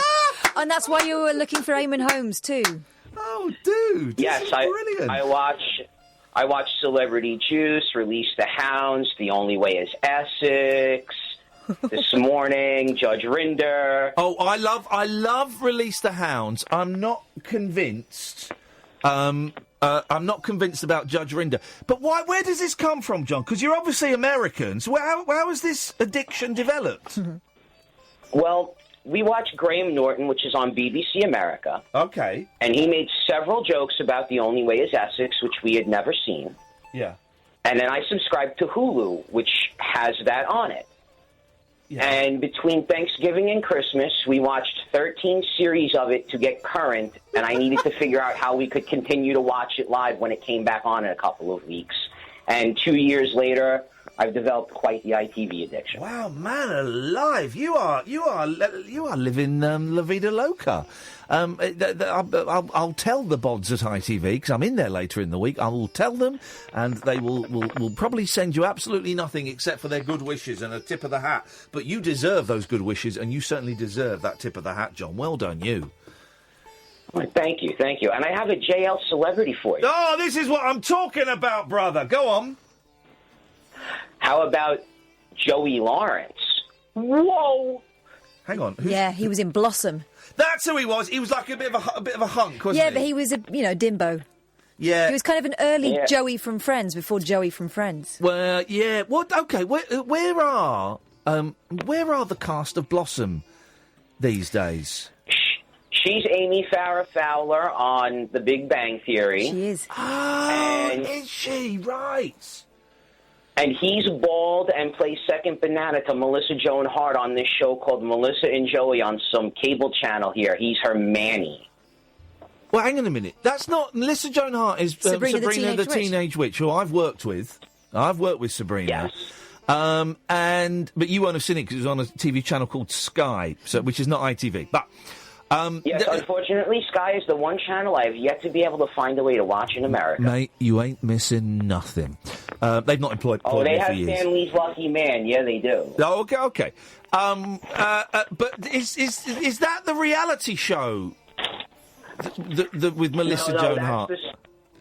No, this is one where she her sister passes on and she inherits her sister's 3 kids, and she hires him to be the male nanny. Yeah. Okay, wow. And he's about as intelligent as he was on Blossom. Okay, well, we've got to be careful about male nannies. Scott Bio, everybody. Which he denies everything. He denies everything. Well, John, listen, you have Joey Lawrence is going to. That's my favourite submission into the Hall of JL, as I'm calling it now. Why, thank you. It was such a pleasure talking to you. I'm going to have to call you again in the future. Yeah, please do, man. We came to. I was trying to think. When did we go to New York? I can't remember. Summer, wasn't it? What month? That's. I don't remember what month we went. Wasn't June. Wasn't August. I don't know. Maybe it was July. But we did the show from New York for a week last year. Oh, if you do that again, I would have to come, but I know you're not a people person, so I don't know that I would get to meet you after. I think we are. We keep talking about. We've been invited to Florida to do it, and I've just not had a chance to chase up because everything's been so busy. But we will. Well, we're going to come to America at some point. I don't know if we're going to go to New York again, but if we do, John, you'd be very, very happy, very welcome to come and join us for one of the shows. If you go to Florida, go to the Tampa Clearwater area, and I might just show up. Right, buddy. Well, that's where it would be. Hey, okay, fine. All right, John, you're on. You're on. I'm going to send this woman an email this week, and we're going to sort it out, goddammit. Well, then you let me. I'll keep listening, and when you hear the date, I'll start booking my holiday and tell my dad to clean the spare room out. Nice one, man. Thank you, John. Take care, fella. You too. Good night. Ta-ta, what a nice guy. 03444991000 is the telephone number if you want to give us a call. Don't reply on Twitter. Don't reply on Twitter. Don't reply on Twitter. This is the Late Night Alternative with me, Iain Lee, on Talk Radio. The Late Night Alternative with Iain Lee. Unfiltered night talk with the original king of unconventional conversation on Talk Radio. We have ways of making you talk. Hang on a second. Just turn the music up a bit, please.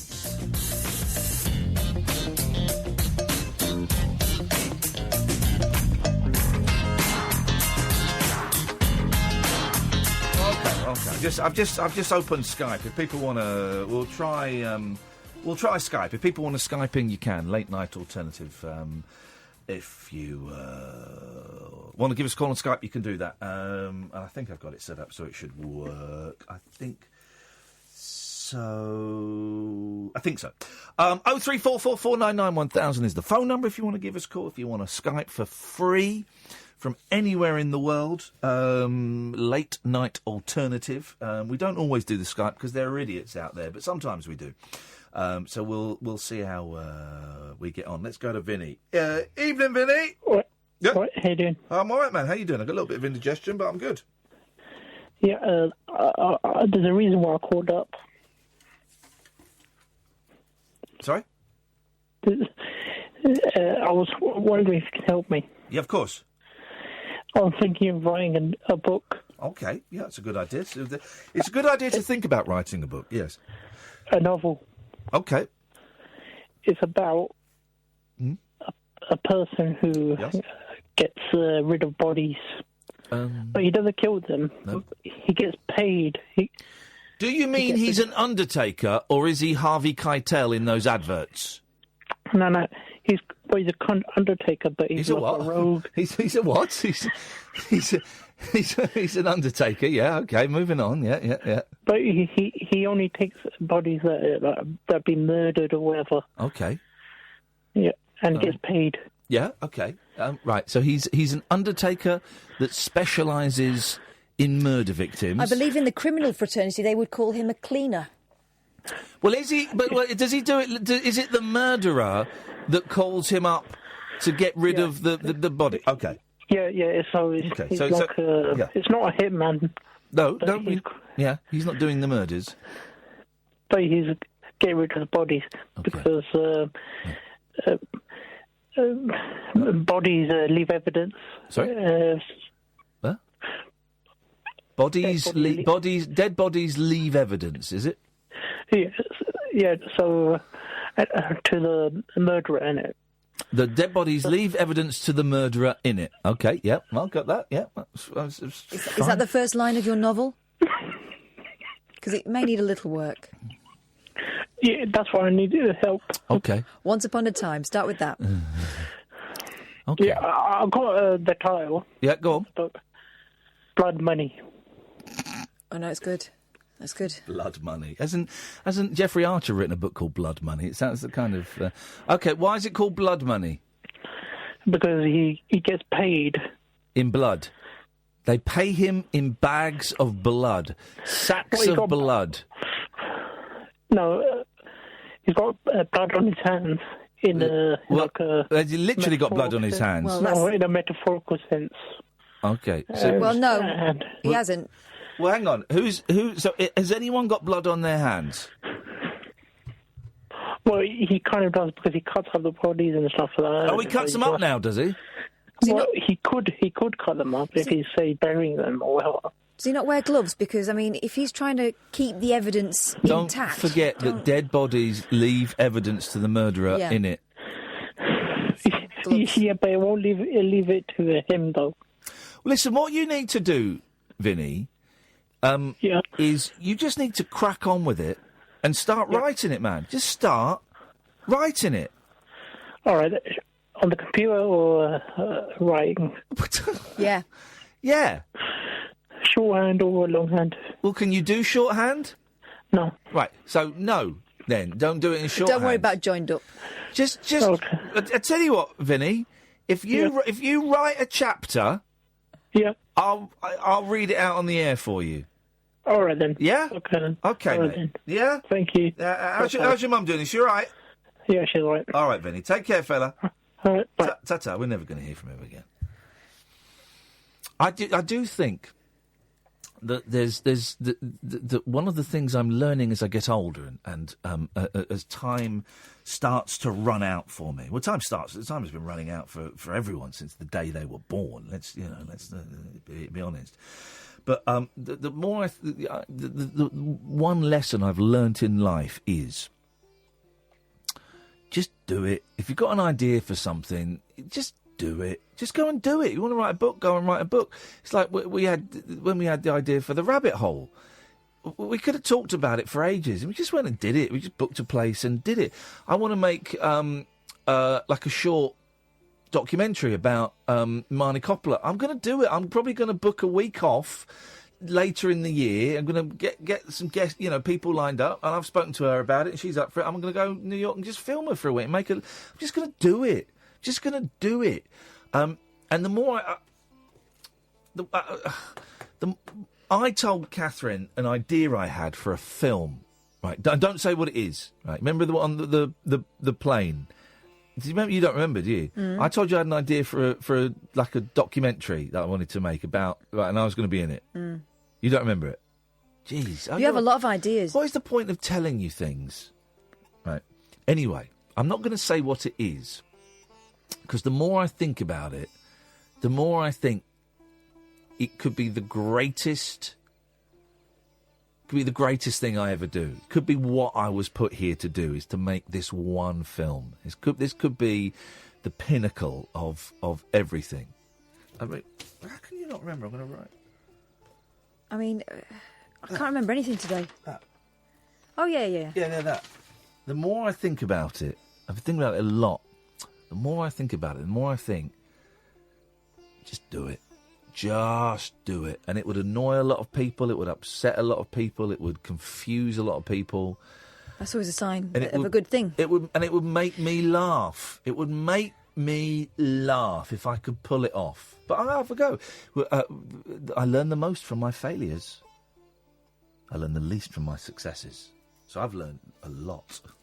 Evening, Tony. Hi, good evening. Good evening, Kath. Yep. I've got three famous people. JL. Go on. Jason Lee. Who's that? He was in the Channel 4 series called My Name is Earl. He's not that famous, though. Oh, he is. He's famous. He's in my... What else? All right. What else has he been in? Oh, well, yeah. Right. I'd have to double check that. No, I'm not having that. No, I'm not having that. Oh, come on. I'm being harsh now. And I'm going to be honest, Tony. Part of the reason I'm being harsh is because my sheet of paper is getting quite full. I think be choosy. So there are way more JLs than I was expecting. So I've got to. I've got two more here as well. All right. Well, I hope you've not started off with your best. I hope we're working up. We are. Josh Lucas. He was in A Beautiful Mind with Russell Crowe and the Sweet Home Alabama film. I'm really hoping the third one's a home run. You're taking this very, very well, Tony. Thank you. Go on. Jude Law. Hey! It's all right, because he's Saved by the Bell. Jude Law wasn't in Saved by the Bell, but I just felt that was triumphant music. Jude Law And that was one award I won at school. Yeah, go on. The Bag of Four Gymnastics Award. Oh, the Bag of Four. Bag of Four was quite advanced, wasn't it? Oh, yeah. I don't think we could do it now, though. What did you have to do to get the Bag of Four? Oh, do you know what? I can't remember. It was about 7 or 8 at the time. Flipping. What was the... Because obviously there's the pommel horse, which is great fun. I used to like the feel of it, that sort of suede feel. You know when you're like 6, 7, 8 and feelings... they're arousing, but you don't know that they're... Do you know what I mean? You don't know that they're arousing, but they create... touching some things when you're that age just sort of create a fluttering. You're not saying you get an erection or anything. You might do, but you get fluttering in your stomach. You don't know what it is. And looking back, it's like that funny feeling you used to get when you climbed the ropes. Do you remember climbing the ropes? To say that, yeah. And you didn't know why, but it felt good. Felt good. I can remember that in primary school. Yeah, in primary school. Literally at the age of 6, getting turned on, getting horny, climbing the ropes. But you didn't know that's what it was. You just knew that it was a feeling and it was intense and it was... it made my head go a bit funny and the pommel horse did that as well. What was the beam? The beam always used to scare me. The box. What was the box? The box was the one that was usually made up of like 3 or 4 sections. You could build it higher or lower. Yeah. And it was a bit like the pommel horse, except it was solid and it kind of tapered towards a suedey top. But normally the sides were wooden. Do you remember that? So you could jump onto it with a springboard. Yeah, that was the horse. No, pommel horse is different. Oh, God, I've been getting turned on about... I wonder I've been typing the wrong thing. Pommel horse has got, like, handles on it, so I've been typing the wrong thing into Pornhub. Oh, my. Be careful if you type pommel horse in. Yes. Tony, well done on your bag of 4. You and your parents should be very proud of yourself. 0344 499 1000. This is the Late Night Alternative. My name is Iain Lee. You are listening to Talk Radio, maybe on DAB, maybe you've downloaded the app, or perhaps you're listening online at talkradio.co.uk. The Late Night Alternative with Iain Lee. On air and off the leash. On Talk Radio. We're about an hour away from finding out if Matt he's halfway through The King of Comedy, the film that I think, because he'd stolen some discarded set from the late night David Letterman show, and I said, well, you're like Rupert Pupkin, and and he's in New York, and there was a silence. He'd never seen The King of Comedy, so we're about an hour away from getting his. I think he might be a bit offended. Well, I think he's a savvy guy. He'll get it. He'll get what we're doing, and I think he will come on and go. It's a great film. You've changed my life. Thank you very much indeed. Oopsie daisy. Let's go to Mel. Evening, Mel. Hello. Hello, Mel. What have you got? Right. Okay. So, in the spirit of just doing it, as you were saying, yes, I want you to help me find a man. Oh, here we go. Yes. So I've just come out of a bad breakup, and I'm not exactly what you'd call a catch. So it'll be a bit of a task for you. Well, hang on a second. Let me be the judge of that. Okay. Well, let me tell you how my last date went. Yeah. All right. I meet this guy. Yes. Very nice, hot, American. You know, on paper, ideal. So we go out for drinks. It's all lovely. Yes. He comes back to my house, cheeky, I know, but, I'm 38 years old. I know what I'm doing. Yeah, exactly. You're playing safe. You got. I've got to say it because we're at it. You got rubber johnnies. Yeah, and I've got a really vicious basset hound, so, any messing, and I just set her on him. Okay. We're all Wowzers. good. So he leans in Yes. for the kiss, and I'm ready for the butterflies, and do you know what happens? You wet yourself. I burst into tears. Oh, Mel. Mate, baggage. come on, right? What was that all about? That's interesting. Well, it was just like, when you've been in a relationship forever and suddenly you kiss someone new for the first time. Yeah. It was that. It was like I felt like it was a bit of a betrayal. So I go upstairs, ring my neighbour, he's also my best mate, and say, "You've got to come round and say that you need me. I've got to get rid of him." Hang on a minute. Could you? Because listen, if I was a lady and I went to kiss her and she burst into tears, right? Of course I would take it personally. Of course you would. But I'd also, say, look, what's the deal here? Do you want me to stay and we can literally have a cup of coffee? Should I go? What's the? Well, I didn't give him chance for that because I just went, I just need a minute, and I ran upstairs. Yeah. Anyway, my neighbour said to me, "Look, don't be mean. Go and explain everything." Yeah. So I went downstairs. I said, "Listen, you're a great guy." He went, "Oh, here we go." I said, "No, you really are. I'm not just saying it." Hang on a minute. Oh, here we go. I mean, dude, she burst into tears. Come on, don't put a judgment on her. Here we go. Oh. It was really nice. He said, when like someone rubs their hands down your side when they're giving you a cheeky kiss? Yeah. Do you know what I mean? I don't want to get too, PG-12, but, he felt something. And I originally passed it off as a third breast just to be funny. Yeah. But actually, it's an ICD, which is an internal defibrillator. And so he says to me, "What does it do?" And I said, "Oh, it shocks your heart if it goes into a dodgy rhythm." And I saw the look of panic on his face, so that was in my head as well. Because then the pressure's on. If you're having sex and you've got to keep a steady rhythm, that is... Well, also, how offensive if your heart doesn't skip a beat. He's thinking, I'm doing nothing for her. Yeah. But I did explain to him that in the pamphlet it says that if it does go off during sex, they get a nice tingle. I'm unconscious. Hang on a minute. Because there is so much to take in here. So you've got a defibrillator. Is it inside you, or it's in your body? Yeah. So you've got a problem with your heart. Yeah. And so all this does is if your heart gets a bit irregular, it just kind of gives you a little shock. A little shock. Oh. That's a bit of an understatement. Flip. Is it like a clear? Clear? Yeah, that's exactly what it is. Mate, this is awesome. I'm going to say something that I really shouldn't. I want to have sex with this lady. Because I want to... Ian, I am so game. Okay. We have a friend in common as well, so... Oh, God, in that case, probably best not to. But hang on. And if the...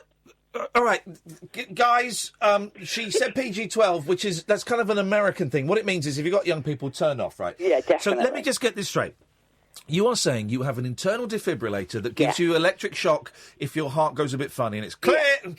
Yeah. And if a gentleman, I'm going to say something, but we're adults. Okay. If a gentleman is inside you, when that happens, he gets a nice tingle in his winkle.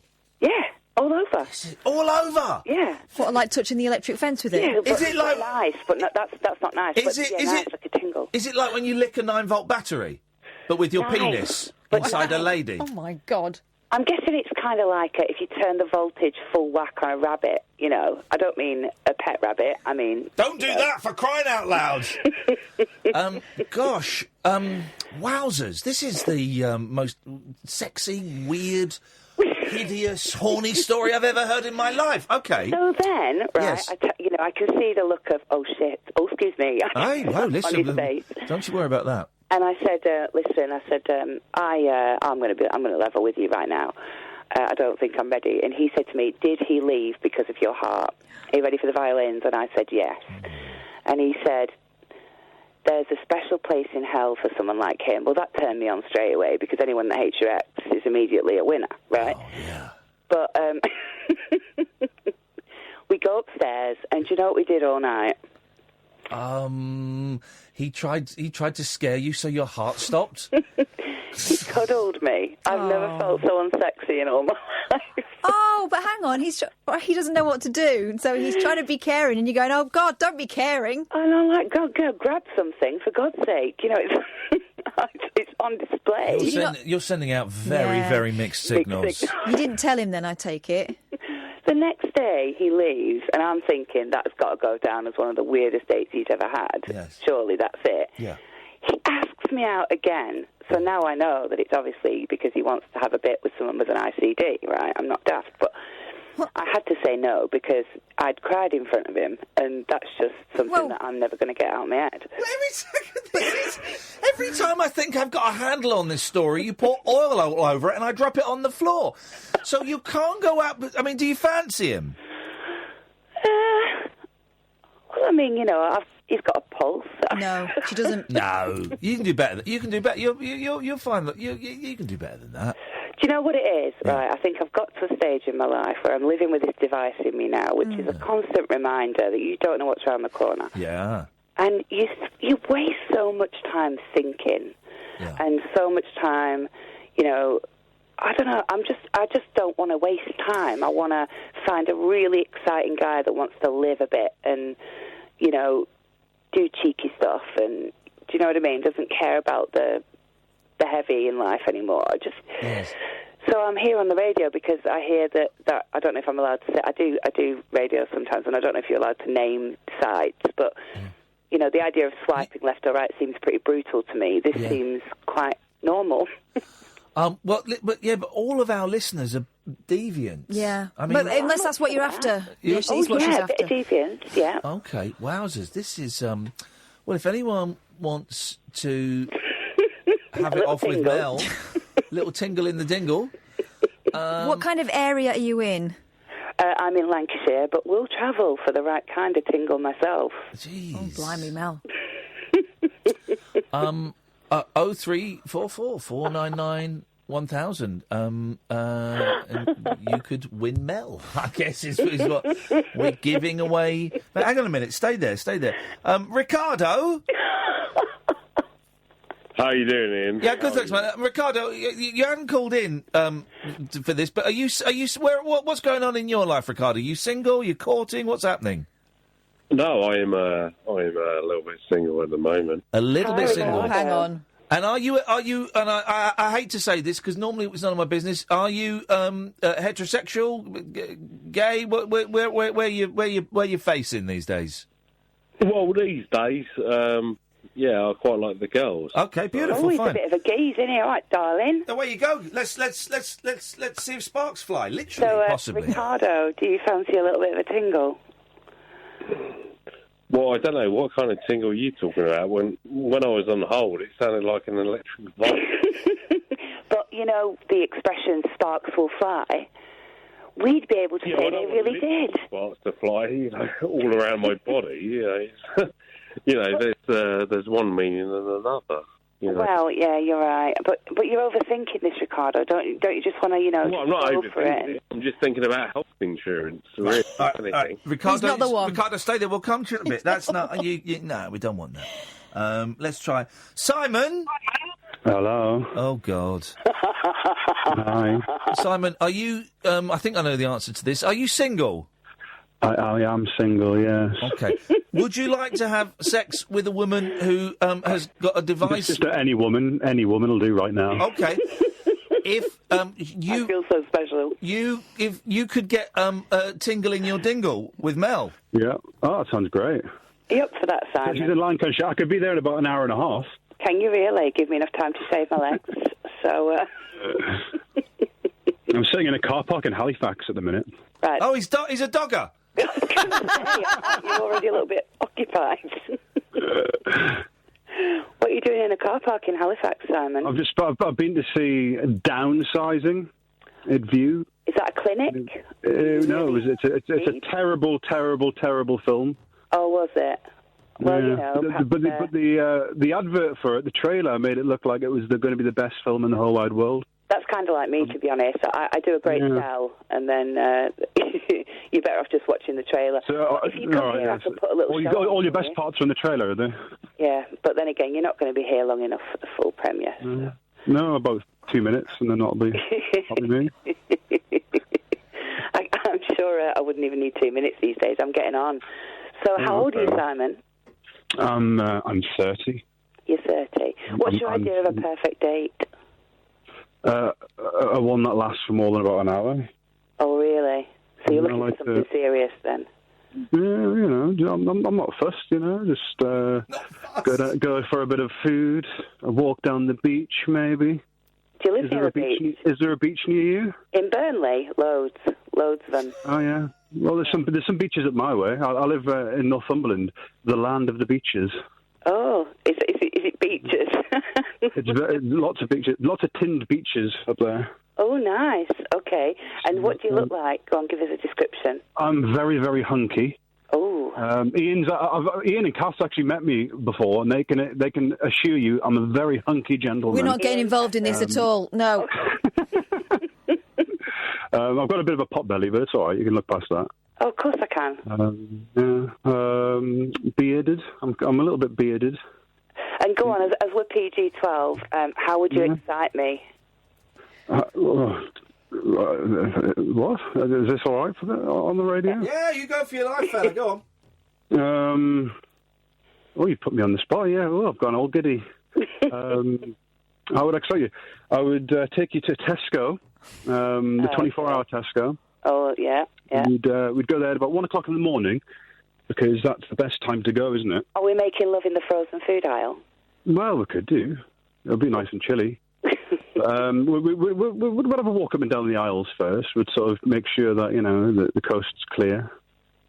And maybe get a few condiments. I'm not going to lie. You sound amazing, but you lost me at Tesco. Yeah, Simon, you blew it, buddy. I can feel it. Sorry, man. You blew it, man. You had. It was an open goal. And that's no way to speak about Mel. Well, for God's sake, I'm easy, Catherine. It's pretty accurate. And you blew it, Simon. Honestly, you. What blew what? Blew what? Yeah, exactly. It should have been me blowing it. Yeah, fine.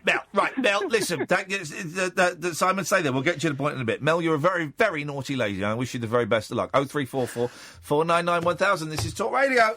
Experience the unconventional. Hello. The unpredictable. Don't you think that's a bit weird? And the completely unorthodox. It was my birthday. With rule-free Iain Lee. I was just trying to generate a bit of content. The Late Night Alternative with Iain Lee. Hate alarm clocks. Hate going to work. On Talk Radio. Gosh, what a show. Let's have a recap in about 15 minutes or so after 12 o'clock. In the meantime, let's go to Mark. Good evening, Mark. Good evening, Lee. How you doing? Ian. Second person today to make that mistake. The first person's a dead man. I let the second one off. Yeah, I'm all right, mate. What you got for us? Firstly, a celebrity with the JL initials. Yes. Johnny Logan, the winner of Eurovision for Ireland. Yeah, of course, Johnny Logan, big star. Yeah. Yep. And I did have Juliet Lewis. Her band was known as The Licks, Juliet and the Licks. Okay, I think I had one of her CDs somewhere. I tell you what I liked. Yeah. Who did I like? She sang a song. It's a really good, like, sort of 90s indie song. I hate my little sister. She's such a bitch. Do you know that song? No, I don't know that one. Oh, mate, hang on a minute. Let me. It's a great song, and I found her album like about a year ago, and I hadn't heard it for ages. I hate my little sister. Hang on a minute. Maybe it's I hate my sister. She's... Oh, Juliana Hatfield. Do you remember that? Do you remember Juliana? No, I thought you was going to give us another JL then. Hang on. The chance? Here we go. Oh, hang on. Let's get rid of... Oh. Here we go. Remember this? No. No, I don't. Oh, the Juliana Hatfield trio. Listen to this. Uncomfortable verses, great chorus. Here we go. This is great. It may be sweary, I'll see. I hate my sister. She's such a bitch.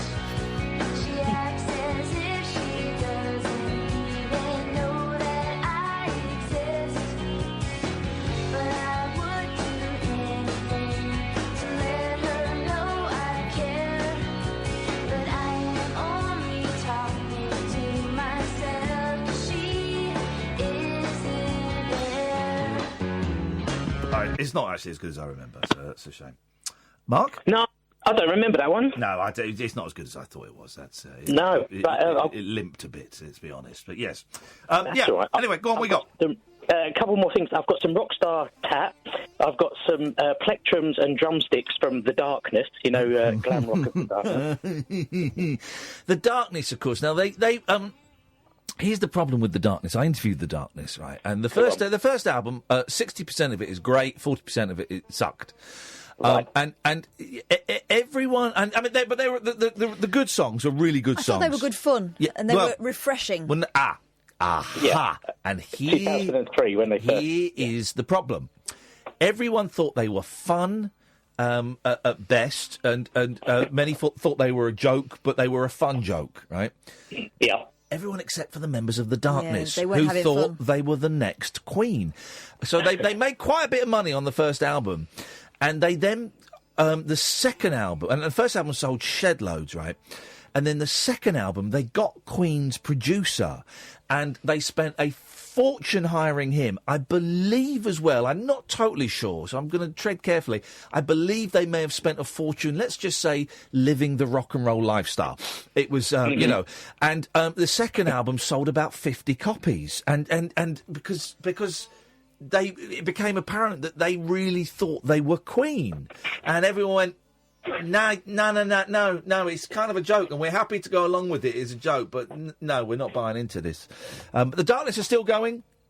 The Darkness are still going on their fifth album now. I interviewed them, and I'll be honest, there was a tough old interview. It was a tough old interview. I think they're very guarded. I mean, I'm one of the hardcore Darkness fans, and I'll go and see. I must have seen them, 20 times. Wowzers. Yeah, I went to America to watch them year before now, and Paris and all over the UK and everything. And their drummer is now Rufus Taylor, who is Roger Taylor from Queen's son. Oh, really? Yeah. Oh, is Frankie? What's his name? Frankie Palooza. Frankie Poulenc is still the yes, because he left. He left for a while, didn't he? He left, and then Justin Hawkins, lead singer, left. Yeah. Which, I mean, that's what they became famous for. Yeah. So they split up in 2008, but reformed in 2012, the original lineup. Oh, good for them.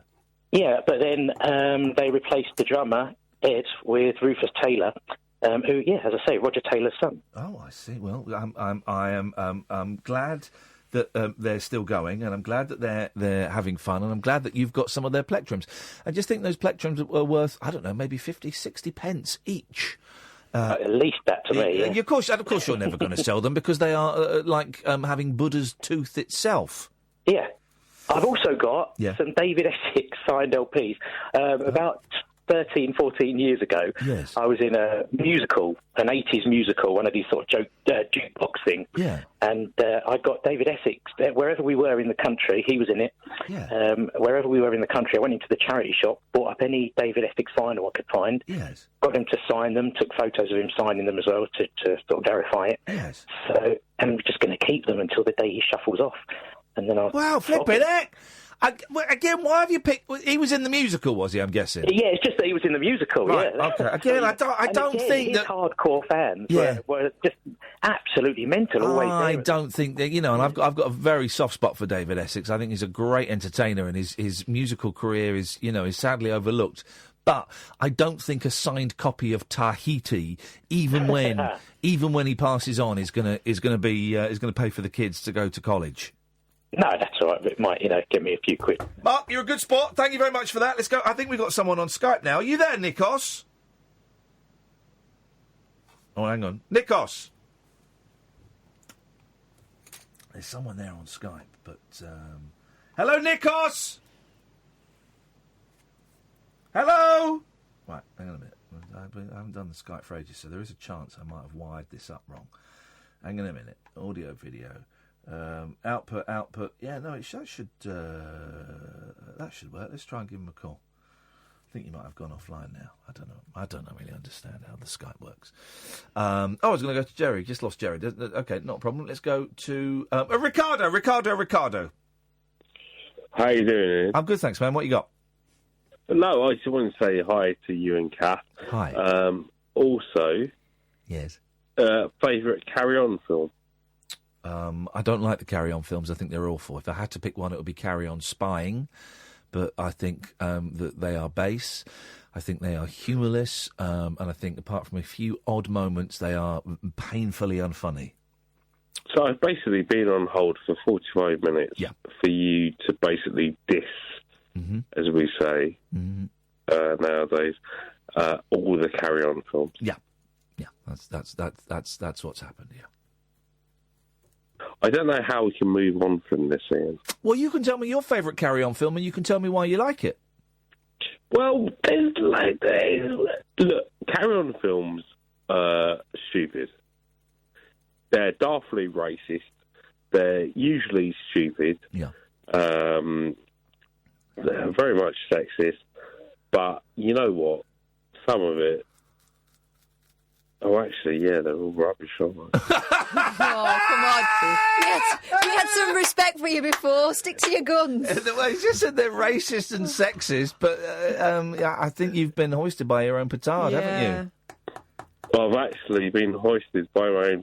The last time that happened, yes. Luckily it wasn't Jean-Luc Picard, but it was... I've been hoisted by my own Picard. Yep, thank you very much. His own Picard. What's going on tonight? Evening, Ian. You're right, Ian. I'm all right. So, Simon, you're the next call. I can see you there, Simon. I know a lot of people dropped off because we're really busy this hour, which is unusual for a Monday. But anyway, yes, Ian. All right, I just found in first time caller. Nice one, mate. Thank you very much indeed. Have you been listening for long? I've got to admit, just from the jungle, really. Oh, nice one, fella. Well, thank you very much for doing a little bit of research and finding me here. I appreciate it. Well, I used to listen to Talk Radio before he joined up with Talk Sport, was he? Yeah. Then I moved, and ages back, so I thought... Who did you like back in the day? Who are your favourites and who are your least favourites? Mike Mendoza. Yeah, we had him on the show a little while ago. But he's brilliant. Yeah, we like Mike. Mike was on the show a little while ago. We had him on as a guest. Did you listen? I'm going to throw some names at you, and you tell me what you think. And be honest, because I've got no investment in them. Tommy Boyd. Yeah, I don't know. It depends, really. He's a bit of a tick now and again, won't he? He's a wind-up merchant. Yeah. James Whale? I love him. James Whale, yeah. You know James is back on, is on this Talk Radio. Really? Yeah, Monday to Thursday. But usually the show before mine, there's a little bit of changing going on because Eamon Holmes is off. But generally, Monday to Thursday, 7 o'clock till 10 o'clock is James Whale. I used to like his TV show as well. Yeah, it was good, that, wasn't it? Early 90s. Mike Dickin.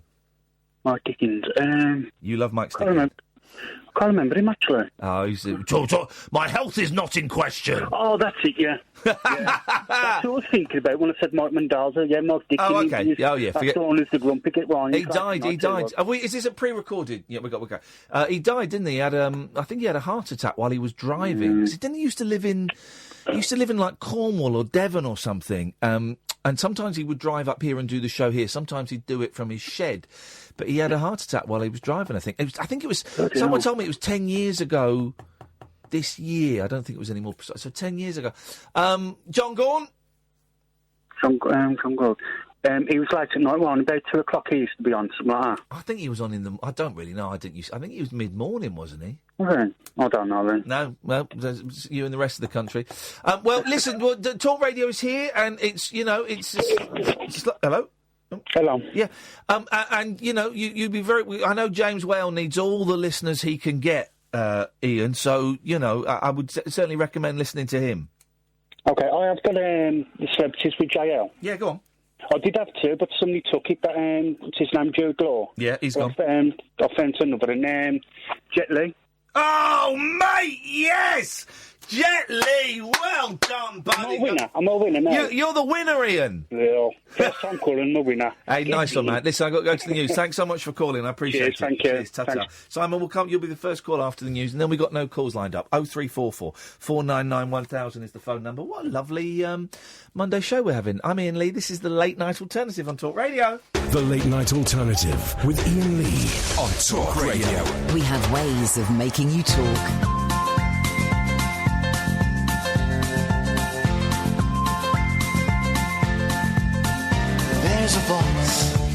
song calling me.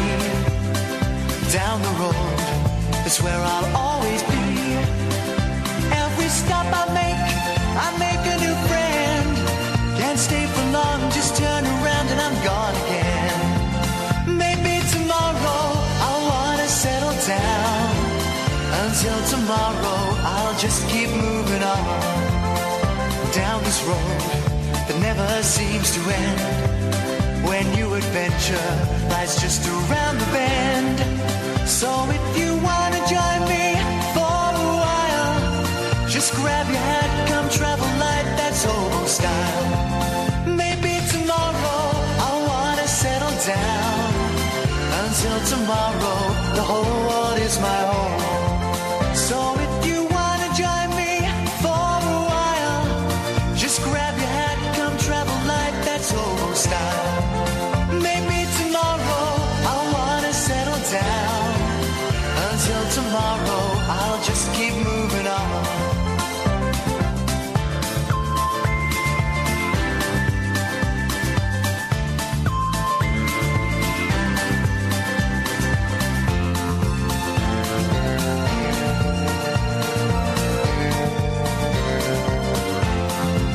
Maybe tomorrow I'll wanna settle down.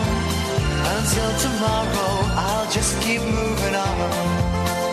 There's a world that's waiting to unfold. A brand new tale no one has ever told. We've journeyed far, but you know it won't be long. We're almost there and we paid our fare with a hobo song. Maybe tomorrow I'll wanna settle down. Until tomorrow, I'll just keep moving on. So if you wanna join me for a while, just grab your hat, come travel light, that's hobo style. Maybe tomorrow I'll find what I call home. Until tomorrow, you know I'm free to roll. 0344 499 1000 is the telephone number. Very, very busy show this evening. We are talking rubbish, primarily, is what we're talking. Good evening, Simon. Oh, yeah. How's it going? No, you've been waiting for ages. I can only apologise. It's fine. I'm just sort of chilling in this car park. Right, Is this Simon still? It's horny Simon. It's horny Simon, just here, chilling in the car Mate, park. you- No, I'm not dogging. Mate, you totally... What was going on then? You had a booty call. I was put on the spot. I don't know what to say in that situation. You had a booty call. You should have said, "I'm an hour away. Listen, if you want it, I got it. I'll stop off at an all-night garage on the way, and I'll bring some sweets and maybe some reduced price donuts." Yeah. Oh yeah. There's plenty of those. I mean, romance. Yeah. Romance. No, but to be fair, I was kind of, you just threw to me on the Norwich. phone. And then You should I have was said Norwich. You should have said, "What's that?" And you say, "Knickers off, ready when I come home." you've been to Norwich too, haven't you? Yep. Well, That's no, what the it place, the actual place, and yeah. Okay, Never mind, Simon. Never mind. These things. I missed the first bit of the show because, as I said before, I went to see Downsizing. I don't know if you've heard about it. Yeah, we quite fancied that. Oh yeah, I fancied it. Yeah, I fancied that because it looks all right. The trailer looks amazing. You watch the trailer, you're thinking like, "Wow, that actually could be a really good film." Yeah. And then you go and see it. Is it a turkey? And it's it's about 2.5 hours, and it is really, really bad. What is this thing about films being so long now? But when I was years ago, right, 2.5 hours meant it was like a European thing. It was black and white. It was subtitled, and it was very worthy. But now, like, a good film was about 95 minutes. Now they're all 2.5 hours long. What's that about? Yeah, I got really, really bored like halfway through.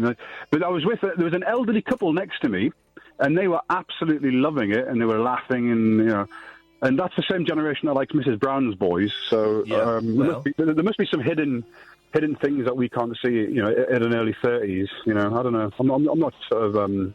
Because for those who don't know, no spoiler alerts, but basically, they discover a way to shrink people to like an inch, and it means that you use less resources and you take up less space, And your money goes further. Your money goes further, you've got like millions of pounds. And it stuff like sounded, okay. So I mean, go and see it because the thing is, hang on. I said on Facebook that I was going to go and see it. I'm looking forward to it, and then one of my mates sort of said, "Oh, don't bother. It's not very good." Yeah. And then I thought, well, I'm going to go and see it anyway because I'll make my own mind up. Thank you very much. And it was absolutely terrible. Well, we are about 15 minutes away from having... Who is the gentleman in New York who's watching... Matt. Matt is watching The King of Comedy. He'll be getting to the final denouement very soon. Is that the guy addicted to ITV? No, that was another... We've had two people from New York phoning us up. Wow. Yeah, that was John who's addicted to ITV. Yeah, imagine if Talk Radio actually did some advertising in this country. ITV isn't actually that bad, really, of all the channels over here. But can I do a quick? Can I do a little test? Can I just say, as I'm now working for ITV, I love it. It's my favourite button. It's brilliant. Button 3 is the only button I get on my TV. Someone's just tweeted, "Don't bother with downsizing. It's horrendous." And no spoiler alerts, but it doesn't even end properly. It doesn't end properly. Okay. I was sitting there watching it. I'm not going to say what happened. No. And then it just ends. Right. Like the credits roll, and I'm like, what? No. Have I missed? Have I missed something? Anyway, yes. I'm sitting in a car park, as I said. Yes. I want to test your knowledge. Okay. Yeah. On car park. On what? Hello? Simon? Oh, Simon. Jesus. There's a reason he's single. Okay. Thanks for calling. And he's gone. He's gone. Poor Simon. Let's go to Dave. Hello, Dave. Evening, Ian. How are you doing? What you got for us? Couple of JLs. Yes. I'm pretty sure I haven't heard Joanna Lumley yet. Oh, yes, sir. Joanna Lumley. Well done. Excellent suggestion. And Josie Long. Josie Long. Comedian. Josie Long. Now, did we have Josie Lawrence? No, put that we into... did. We didn't. We had Jennifer Lawrence. So Josie Long. Oh, we love Josie Long. Oh, no. Yeah, Josie Lawrence. I actually said Josie Long. No, we've got Josie Long. We're putting Josie Long on, and and this is the joy of this ridiculous game, Dave. If you can call it a game, is that one name begats another, and Josie Long begat Josie Lawrence. Well, the main thing I wanted to tell you about tonight. Well, I found out yesterday. They've rebooted Monkey. What? And apparently it started last night on TV in Australia and New Zealand. It's called The New Legends of Monkey. Right. But I looked at a trailer and it doesn't look like it's going to be that bad. The New Legends. All right, it's the first thing that comes up. Hang on a minute. Okay. All right. Well, let's have a look. Here's the trailer. The Monkey King. Some say he was the mightiest of all the gods. Banished by his enemies, never to return. Your body will be frozen. The world will consume you. 500 years later, chaos reigns. Tell me where the crown is. But hope must never die. I'm Tripitaka. I've released the Monkey King. Shh. Yep, righto. You've been trapped in that rock for 500 years. Try to keep a low profile, okay?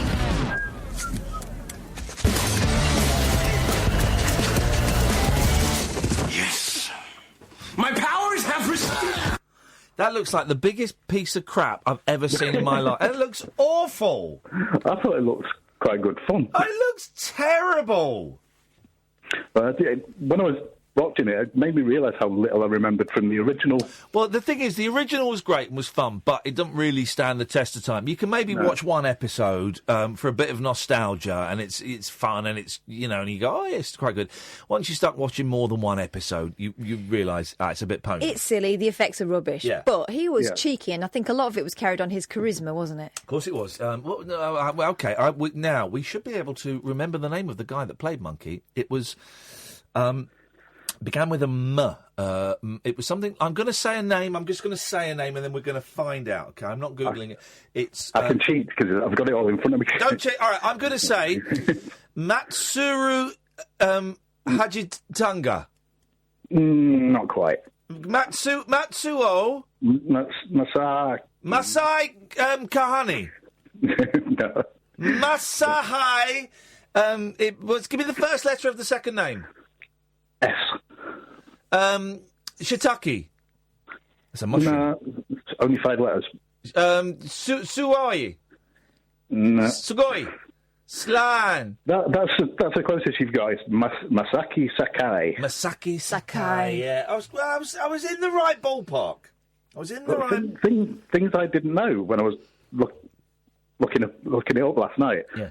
In the second series, there was a talking horse. Yep. Who could change into a human? Mm-hmm. Yeah. And the dubbing actor was actually Andrew Sachs. Yeah, of course. Andrew Sachs. I had no idea. Wasn't Miriam Margolyes one of the voices as well? Yeah. Yes, yeah. Andrew Sachs did quite a few of the voices. It was a different actor playing Pigsy as well.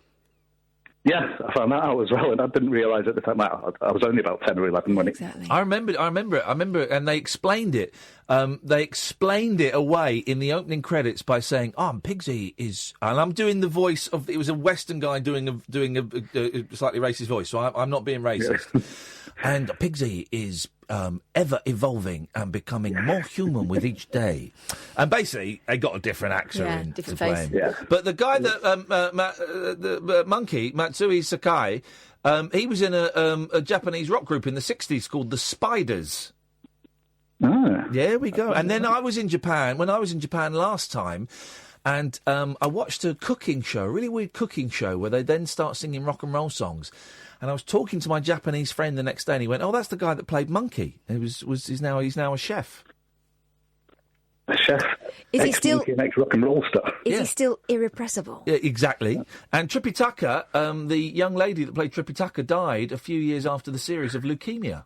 Yes, I found that out last night. I was nasty. She was only 27. Yeah. I know, absolutely, stunning, very confusing, because it's supposed to be a young virginal boy. But even as kids, we're going, yeah, that's a girl, right? Quite a pretty one. Yeah, exactly. So, that's, there's your monkey facts. But the new one looks awful, Dave, and I'll think less of you if you watch it. I might give the first episode a try. Yeah, let us know how it goes. Thank you, mate. Cheers. Cheers, ta-ta. Gavin, then Darren, and then soon we're going to hear from Matt in New York, who is just watching the dying moments of Robert De Niro, Martin Scorsese movie The King of Comedy, one of my top 5 films of all time. 03444 499 1000. This is Talk Radio. Moonlit musings from mums, madams, and meat packers. Never mind, I must have misheard. The Late Night Alternative with Iain Lee. The station's brilliant. On Talk Radio. Let's go to Darren. Good evening, Darren. How are you doing, Ian? You okay? I'm all right, thank you, Darren. I'm tired and I'm hungry, and I've got to get up early because I'm filming all day tomorrow for Good Morning Britain, which is great, but it means I've only had about 6 hours sleep in the last 48 hours. I'm going to get about 5 hours tonight if I am lucky. And also I've got to get a cab home because of the way life is. You've got to get a cab to my flat. We've got to share a cab to my flat because Kath's car is parked there. So then that's going to take an hour. Then it's going to take you an hour to drive home. Good luck. And good riddance to But we had adventures. Yes, we had adventures. So we're good. Thank you for asking, Darren. What have you got for us? Just a few JLs to throw in. Yes, please, mate. All pretty much based around the 80s and 90s. Yep, good decades. Entertainer Joe Longthorne. Oh, who's still treading the boards. Still out there. Darts legend John Lowe. John Lowe, flipping it. Is he still alive? And this one might get you thinking. The presenter of the Super Mario Challenge from the 90s, John Lenihan. Who? John Lenihan. WTF? It was on the Children's Channel in the early 90s, the Super Mario Challenge. Hang on, he was on the Children's Channel? Yeah, in the early 90s. But no one... Super Mario Brothers. But, right, hang on a minute. No. This guy isn't famous. He would have been watched by about 12 people. 12's enough. 12... not for my list, Darren. He's not on it. You're a 10 million viewers guy nowadays. Yeah, exactly. If it's getting under 10 million, I ain't interested. All right, guys. Okay, something a bit more modern. Joe Lycett. Oh yeah, we'll have him. We'll have him. Yeah, okay. Yeah, we'll have Joel Lycett and we'll have Joel Dommett. No, he's a D. We can't have Joel what are Dommett. you thinking? I'm just putting Joel's down. I'm just putting down We men, like him, men though. that I fancy. That's what I'm thinking. There's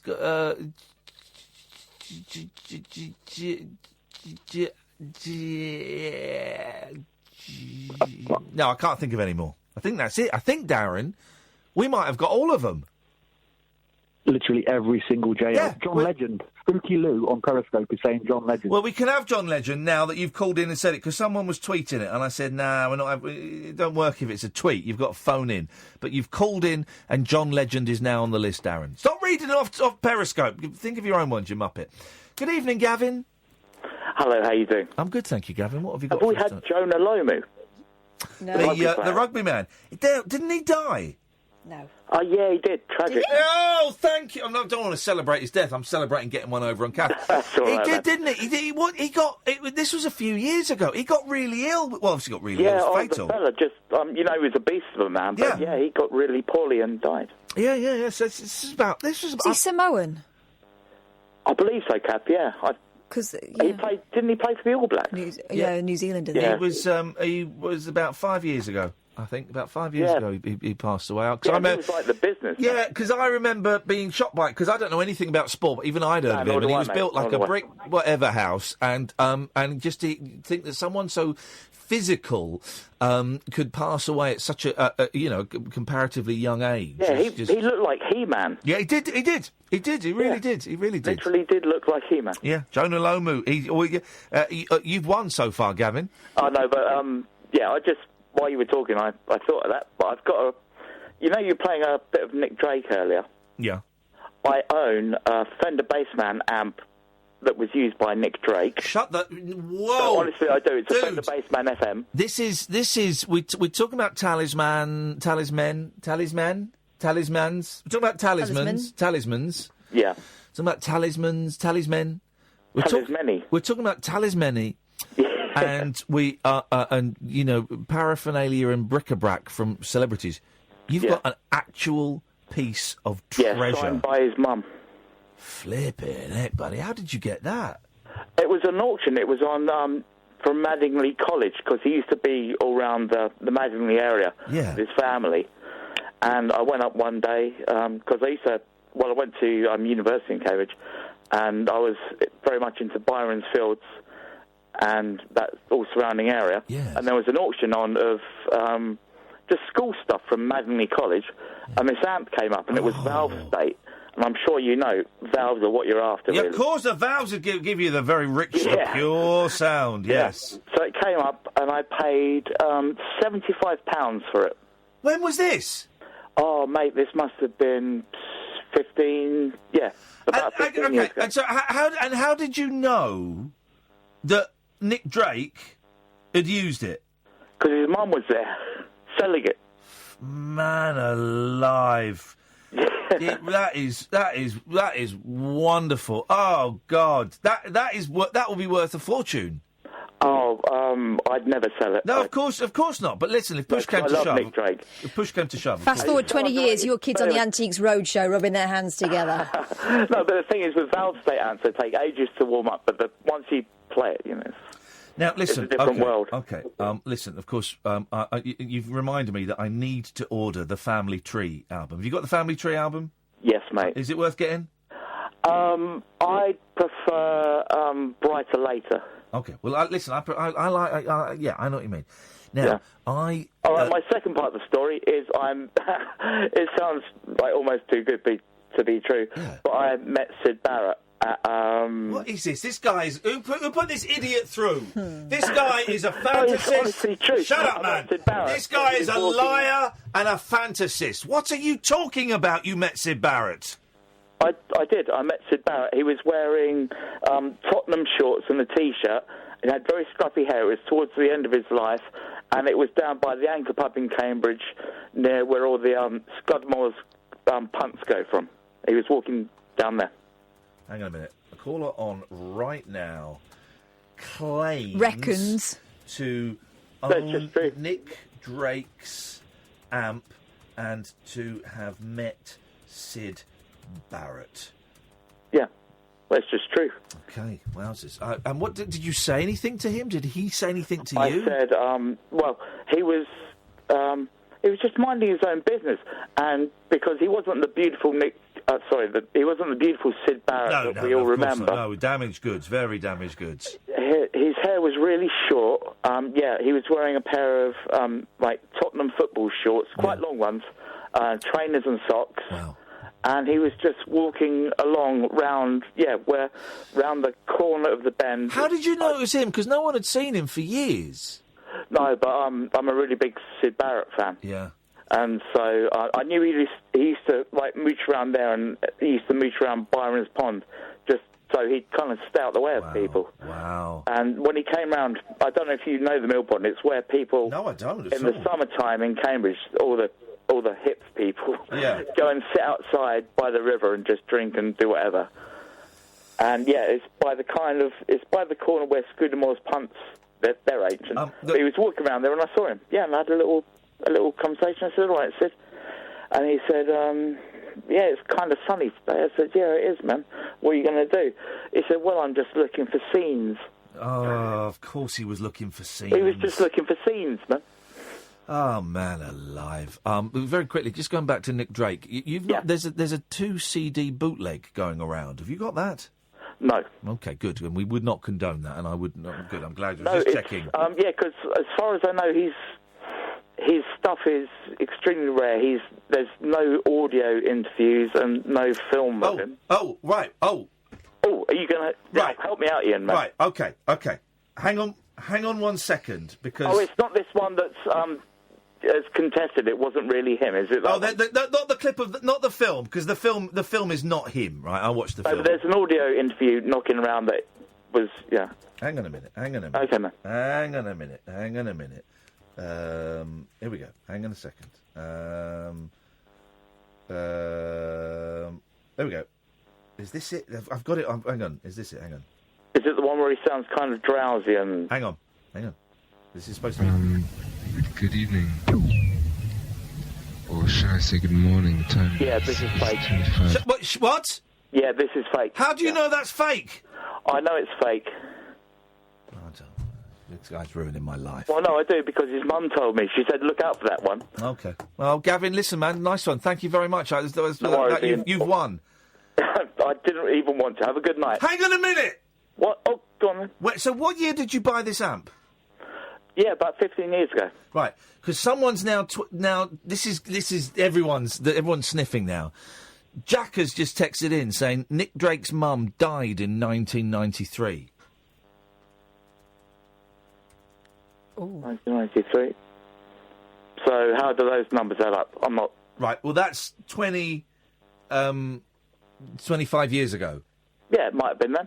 Oh, come on! You can't say that! Well, I can send you a picture of the amp and the signature, if that's any good to you. All right, nice one, Gavin. Thank you very much indeed. There's a big gap between 15 and 25. I believe it. I buy that. Thank you, Gavin.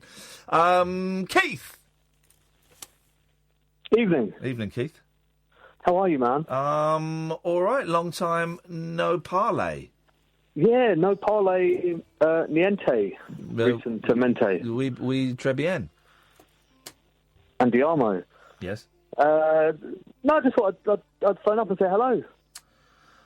How's life going, buddy? What's going on? Tell me what's going on. I feel like you've got something you want to share with us. No, not really. No, this is really just a little check-in. You know, a little check-in to say hello. Yeah. You know, and you know, just send over some love. You know. Okay. That's kind of how it works. Well, I'll check in then. I'm really tired, and I've had a lovely weekend with my best mate. We had a nice weekend in Ireland, but we decided we're going to have to go back to Ireland twice more and do it properly. Yeah. And I've got a lot of work coming up, lots of nice little bits and pieces, you know, just small little things on Loose Women and Good Morning Britain, and I'm filming for The One show on Saturday, and I'm doing a Radio 4 panel show on Sunday, and I think it means I might have to sneak out of my youngest's birthday party a little bit earlier, which is not going to go down well, and it was not something I want to do. So I'm thinking maybe I've overstretched myself a little bit, but I've booked a week off in March, and I've rented a cottage, and so yeah, everything's all right. Things are going good for you, man. That's really good. Work-wise, things are going good. Everything else is a mess, but everything is a mess. But and this is partly why I'm working so much, is to distract myself from the fact that everything else is a mess. Yeah, absolutely. Do you know what? I've kind of been quite busy myself recently. Yeah. Like I'm sort of rubbing my ribs less than I was. Okay. But I'm doing other things. So I've been working at this restaurant. There's been a restaurant opening going on. Yeah. Just down in the West End, which has been quite exciting. So I've been sort of rubbing someone else's ribs. Oh. Yeah. It's been quite. Oh wait, sorry. Hi, Catherine. Hello. No, carry on. I'm fascinated. This is guys talk. I like it. Guys, I've often found that the best way of getting the juice is just by being Sorry? really quiet and invisible. What? What juice? Juicy gossip. I'm the kid sitting on the stairs, and the mums think I've gone to bed. What's that song? Guy talk, guys. Da, da, da, da, da, da. Girl talk. But is there not one about guy talk? No, guys don't talk. Guys talk. Anyway, I'm going to go back up the stairs. Okay. No, but I mean, the thing is, do you know what, Catherine? I think you'd really like it. It's a Spanish restaurant, and there are regional dishes from all over Spain. Oh, lovely. So you quite like that as well, don't you, Ian? I can't talk about Spanish food because the night that I got the trots, we went to Spanish. I can't even think about it. It still turns my stomach thinking about it. But you know it wasn't there. No, I know it wasn't there, but it makes me very uncomfortable even thinking about it. Oh gosh! All right, well, just talk to me then, Keith. So what are they serving up? No, Meat? no, seriously, don't. It makes me feel honestly, yeah, it makes me feel not good. All right, I'm back up the stairs. Suckling pig. Yeah, go forward. I could do with a bit of meat. I've got no food in the flat. You see, I don't really prepare food in there, and I'm starving. I'm not going to get to eat now because we're in a cab. You can't stop off on the way home. You can. No, I don't want to because it's going to cost me £60 anyway. I'll give you half. No. I've got into cooking for myself. Oh yeah. Again recently. Yeah.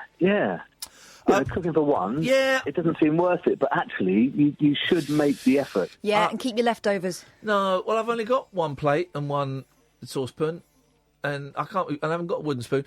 I just can't be bothered. I don't want to cook in that flat because it's bloody horrible. So no. Yeah, I know what you mean. I just, I got a Deliveroo for the first time the other day. There, that felt wrong. Have you got Deliveroo all the way out there? Yeah. We It wasn't Uber Eats. It might have been Deliveroo, but I think I had to fudge it a bit and meet him down the road. And I've just sat there eating like a cold burger and chips and thinking, Jesus Christ, I'm 44. I used to be somebody. Now look at me. And then I started playing PlayStation. Uber Eats, you get Mackie D's. Uber Eats are great, but Uber Eats won't deliver out there. But Deliveroo did, I think. I think it was. I don't know. Oh no, maybe it was Just Eat, which is a little bit. Yeah, it's a little. No, it's questionable. Yes. Yes. I had a couple of JLs. Oh yes, please, thank you. You haven't had Jay Leno? Yeah. Yes, we have. Oh God. One of the earliest ones. I came up with that one because I'm brilliant. Oh God, that's really embarrassing. Just to say, by the way, Matt from New York should have phoned back by now. The film should have ended by now. Why don't you give him a call back? Have we got? Rather than waste your time with me, why don't you give him a call? All right, I'll cut you off and we'll go to the break and then we'll call him when we get back. Ciao. Up your bum. The radio show that knows truth is always stranger than fiction. Week Monday, I get shoes. The Late Night Alternative with Iain Lee. Because they're too real to be part of my imagination. On Talk Radio. 03444991000. Good evening, Simon. Yo. Thank you for your patience. I know you've been on for a bit and it's just been a busy old night. But so thank you. What have you got for us? Okay, I've got a couple of things, couple of JLs. Yes. I did have a couple of jails. Oh. Hang on. Oh. James Lipton. Who's that? I think that's the guy that does the interviews in the actor's studio. Right, okay. Oh, yeah. Okay. That guy. He's all right. I'm going to put him down. What I do you like find sexy? I like- Laughter. I've never watched that programme, but I've seen so many spoofs of it on The Simpsons that I feel I know.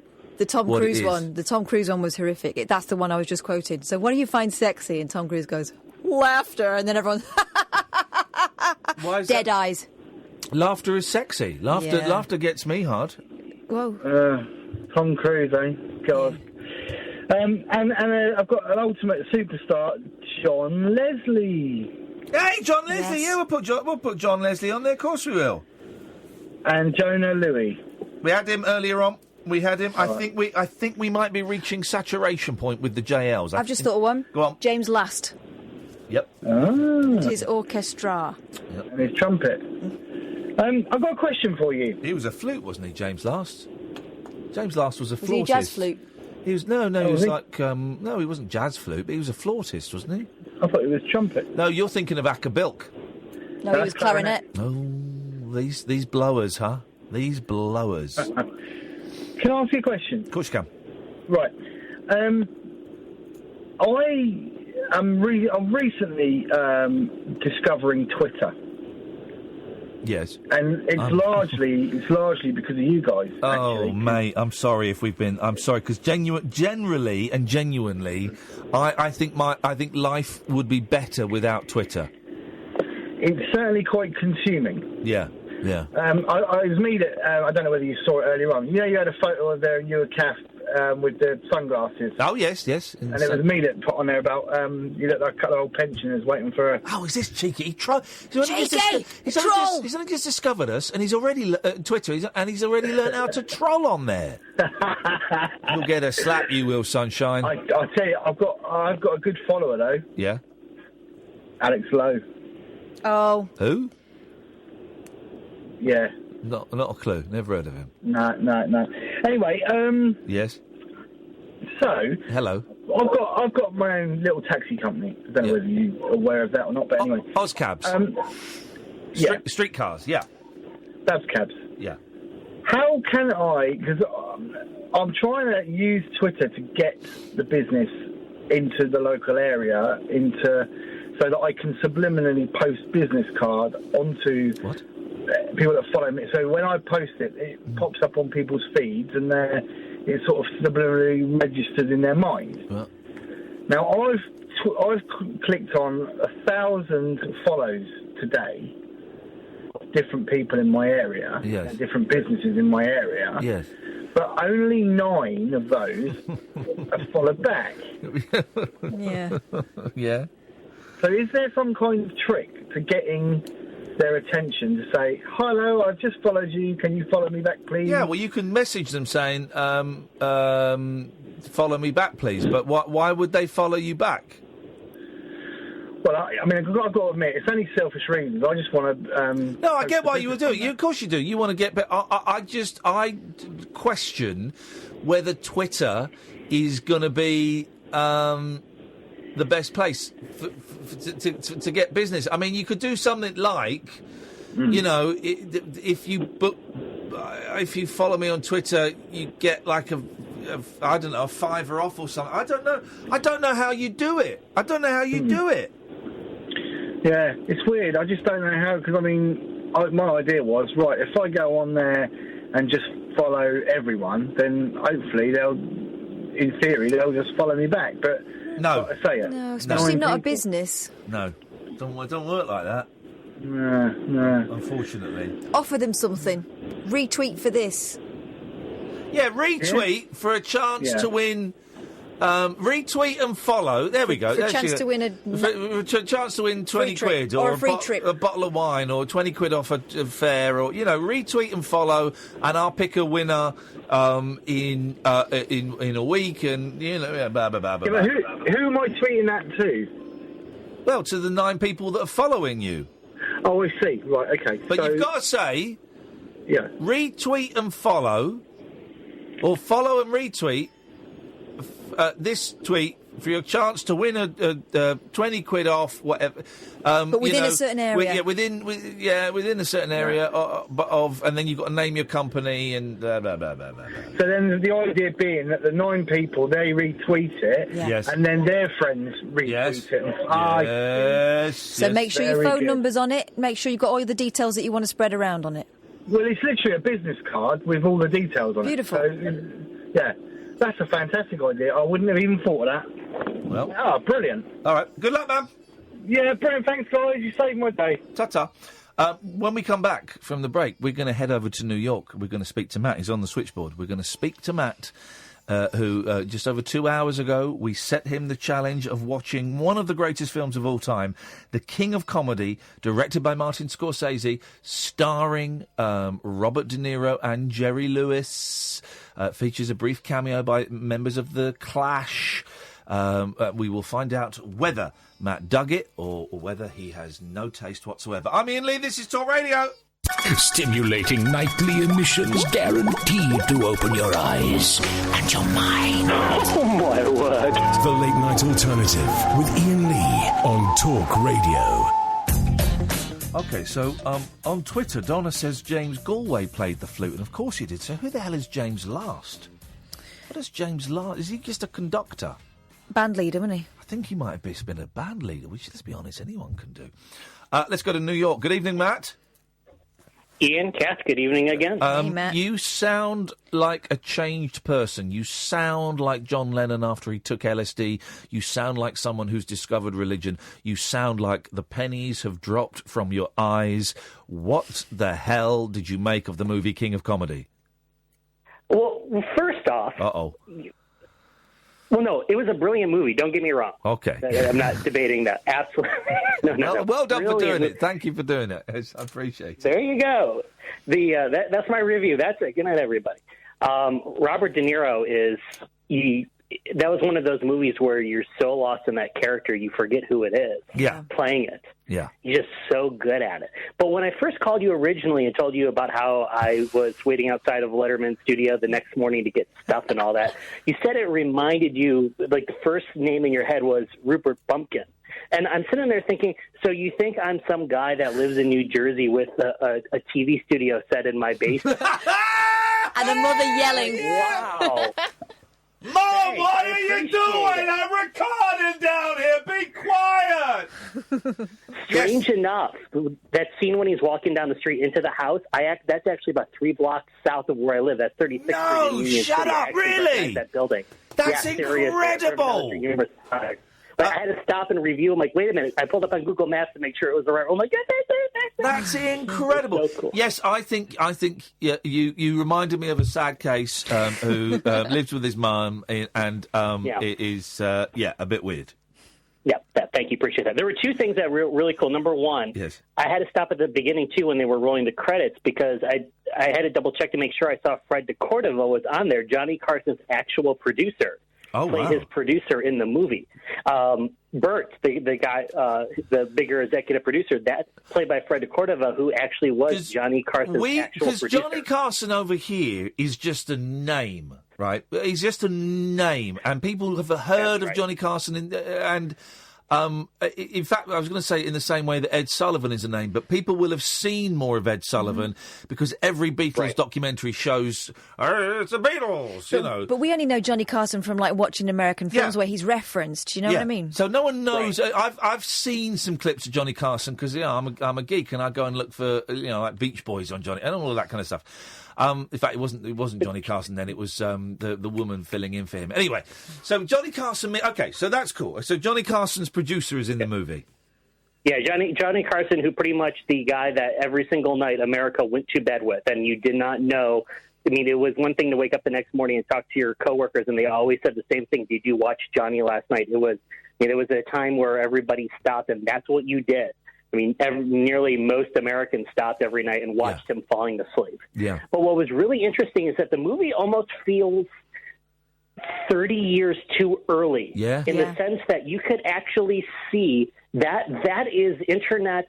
Like, what happened there is what happens with internet personalities and and that whole celebrity culture is now amplified so much. And that guy probably would actually have a camera doing like a show in his basement more than likely now. It's this whole phenomenon of reality TV making that dream people's plans now. We need to get someone to reboot this movie and have Robert De Niro playing the guy's granddad as he's live streaming on YouTube.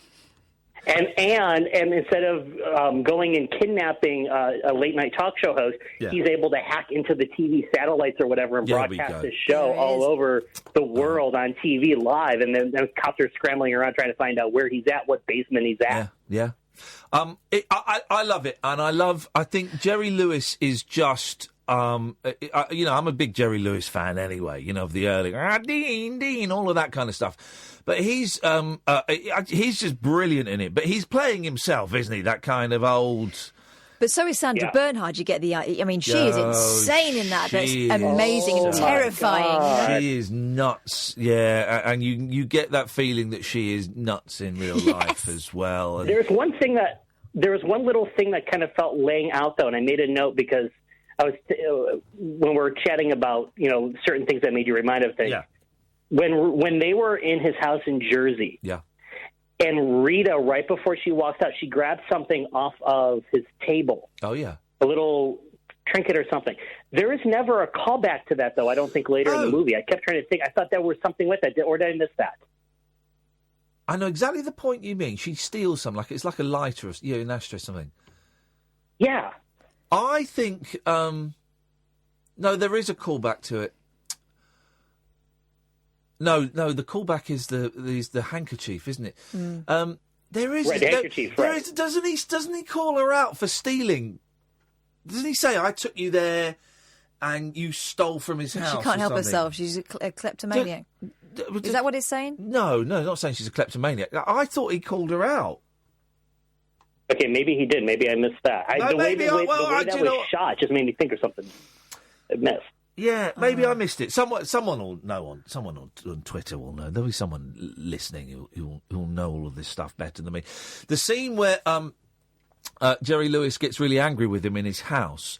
He couldn't do it. He couldn't get angry, and Scorsese was really, was getting frustrated that Jerry Lewis couldn't get angry, and so De Niro did some method acting, and before they went for the take that they used. He was really anti-Semitic to him and was calling him all kinds of horrendous names and saying you can't do this because you're a Jew and and a lot heavier stuff than that. You're a terrible actor because you're Jewish and blah, blah, blah, blah. And so when you see Jerry Lewis looking pissed off, he's pissed off, because he's just had a 10-minute anti-Semitic rant from Robert De Niro. Couldn't do it these days, guys. But But that's worked perfectly though too. Not the too over the top angry thing. That just kind of fit that character and personality the simmering perfectly anyway. rage. Yeah, but just bubbling and under. I mean, it's just full of some great bits, like the bit where he's that wonderful scene where Jerry Lewis is walking down the street and the builders are whistling at him and he's waving, and that woman wants him to talk on the phone. You should get cancer. It's just. Oh, it's just so wonderful. But it's so subtly done, though, because, he's living the dream. Hey, Mom! Mom! But then he goes home to his... You should get cancer! Come and join us, Paul. Come and join us. But then he goes home to his, luxurious apartment, and he is alone. He's living this crappy life, but he seems to be living the dream. David Letterman on his shortwave radio, stuck on his own in his New York apartment. Well, this is how it started, Paul. You've got use these headphones. There you go. This is how it started, because we got Matt on the line from New York, and Matt was saying how when Letterman did his last show, he saw on the news that they just dumped the set around the back of the Ed Sullivan Theatre. So what did you grab from the set, Matt? I grabbed about 4 to 5 inches of part of the bridge, the back kind of sort of fake Brooklyn Bridge that's behind Letterman, right. The railing off of that. And then also one of the camera guys, one of the guys was throwing out one of the bigger the jib cam, the big arm, and I have a bolt that went through the camera that held onto the jib cam. And I ran around. And I said, "Oh, you remind me of Rupert Pupkin." Who? And so his homework has been 2 hours ago. We set him the task of watching the movie. Boy, what a film! And also Sandra Bernard in that film was astonishing. Yeah. I mean, what's weird is she is kind of also incredibly sexy. I think in that film. Oh God, she is. She reminded me of an ex-girlfriend who was a little bit nuts, but she is really sexy. But terrifying at the same time, you know. Oh, and just that scene where there's so many great bits. But when he won't let him go, you're my pride and joy. Yeah. You can't let him go, because he wants to touch that bit of celebrity. Yeah, but when Jerry Lewis is gaffer taped to the chair and she's, I guess you'll call it, potential rape, as I say, seduction, but it's crawling on the table. Oh, it's just what? Let's be crazy. Let's just do something crazy. And that whole bit when he's showing autographs and he says he wants to say to his date, the bigger the name, the bigger the fame. She said, it looks like a retard scribble. Yeah. Before she knows it's his. That crushes him like a bug. Yeah. Well, hey, Mom! And that's pure Jerry Lewis, isn't it? Hey, lady! Yeah. He's doing his Jerry Lewis in that bit, isn't he? I think. Of course he is. Hey, lady! Of course he is. We went and saw it at the BFI about 6 months ago. I loved that film. Matt... And when he hangs on the phone, he's beating people off because he's waiting for a call we know he's never going to come. And also when he's in reception... I'll wait if you don't mind. I don't mind and waiting. that poor lady producer coming back and forth and having to deal with him. Is that ringing a particular bell with you? Oh, yes. Okay. Matt, do you feel that your life has been enriched by switching off this nonsense for 2 hours and watching that wonderful piece of art? It was. I'm probably going to watch it again, and we should do this some other time. Give me another movie. Sorry to butt in. Can I make... You may have seen this. Can I make a recommendation? Yeah, go on. A remarkable film... I'm as mad as hell. I'm not going to take this anymore. Network. I've never seen that. Network. Yeah, classic. Oh, you've seen that? That's a masterpiece. Peter Finch and Faye Dunaway. He's great. And there's my father-in-law. There's a play of it on now with Bryan Cranston in that role. I've seen it advertised. Yes. And apparently it's incredible. If you those who don't know it, it's a sort of grizzled old journalist, and he basically has a mental breakdown. And go to your windows, throw them open. Say I'm mad as hell. I'm not going to take it anymore. He starts telling the truth, and instead of giving him psychiatric care and the help he needs, they go. Well, let's keep the cameras on. What's interesting is in the I think it was very late 70s, early 80s, Paddy Chayefsky, who made another film which didn't get the credit deserved. Yeah. Again, a kind of using it as a parable of American society with George C. Scott called Hospital. Oh, and in that, there's a kind of serial killer in a hospital who's basically just shuffling people around the bureaucratic system so they get chillingly forgotten to death. Wow. And it's a really dark film, and it's a kind of very prescient film, as was King of Comedy from the very early 80s. Yeah. Look where we are now. Was King of Comedy in my head? I've got that it was a little bit of not a flop. I know, it was a flop. It was a big flop. It was a flop, was it? Because I think after making things like Raging Bull and there's great movies, it preceded Goodfellas, but those kind of proper Mean Streets films. Deer Hunter and stuff. Suddenly he's wearing polyester coats and Farrah trousers, and he's a loser with his hash. No one gets killed. No. Yeah, I thought so. And I heard you mention earlier on The Clash of Street Scum. Yeah. What a brilliant having a film, just Street Scum. That's them. Hey, Matt, you're a good sport, man, and we'll do this again. Thank you, buddy. Have a great night, guys. Thanks so much. Cheers. Thank you very much. What a lovely fella. He's lovely. He's in New York. 2 calls we've had from New York. One guy. I don't know if you heard it. Really interesting guy, and he discovered me because he lives in New York. He's American, but he's obsessed with ITV. So he saw me doing that silliness in the jungle, and that was that. But then he found Talk Radio because he's a big fan of Eamon Holmes because Eamon's on ITV. Of course he is. And then he found out that I was on right here as well. So he's in hog heaven, and you're the hogs. But imagine, although American TV is pretty lousy in terms of the content is great, but watching it because it's just adverts every and that weird thing when they start 2 minutes and then have an ad break straight away because they're trying to hook you in, and then you get the opening titles. Yeah. But then at the end as well, the show finishes and there's adverts, and it comes back and they do the credits, and it's just. I don't get it. Well, the Python team, I think, tried to sue or got an apology, didn't they? Because they messed so much with the kind of structure of the Python shows. Yes, they took the TV stations to court, and they got it so that their stuff can only be edited by them. Yeah. No one else is allowed to. And you know the reason? Do you know this? The reason that we've got Monty Python now, all the DVDs and stuff. Go on. Is they heard that the BBC were going to wipe all the tapes. Right. So I think it was Terry Jones went into the BBC and stole all of the Monty Python episodes. He stole all of them. That's a made-for-TV movie waiting to happen, isn't it? I mean, that raid on the BBC. Also, of course, there's you may have seen it. You can get, I think, the best sketches from the first and second series in German, because they were flown out to Germany and they did it phonetically. Yeah. Didn't really speak German and got paid a fortune by German TV to do Monty Python's Flying Circus. It's Fliegland and Circus. They did 2 episodes, and one of them was old sketches, and then one of them they wrote a whole episode for Germany. What did the Germans think? Because they're generally pretty switched. They loved probably it. preferred it in English, right? Oh no, I think they loved it. They've shown them on TV a couple of times. I bet they did do that sketch when they have the world's funniest joke, which kills people, and they show Hitler in the Second World War trying to get his own back, and Hitler says, in translation, "My dog has no nose. How does he smell? Terrible. He got nothing. He died." I do like Monty Python. I haven't seen the TV series for a while, and I used to love series 2 and 3 were my favourite. 4 was a stinker without John Cleese. Yeah, and then they were going to do a fifth, but then Eric Idle said, "Look, lads, we can't carry on." Yeah. Otherwise, there'd been series 5. But there's a little bit. It's quite a bit of it. It's quite racist. There's a lot of blacking up. There's a lot of yellow face. There's also the character which we can't say, Mrs. N-word Beta. And there's a few bits. Well, there's an episode of The Goodies, and The Goodies were much maligned. I think I love The Goodies, and they were the kind of tea time version of Monty Python. They blew it because they took a huge amount of money to go to LWT, and then of course the changes at the top of LWT meant that they were one series, Goodbye Lads, and the BBC did want them back. But they did an episode as a spoof, quite a dark satire on South Africa, and it was about how short people were prejudiced against, and it was about apartheid.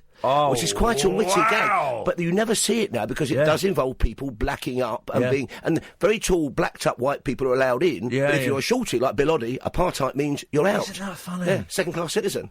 And cause we had Bill Oddie in, and we had him on a good night. He was great. He can be he's a lovely fellow always. But God bless him. No, I know, but you know, we've all heard stories. But we had him for an hour, and he was a delight.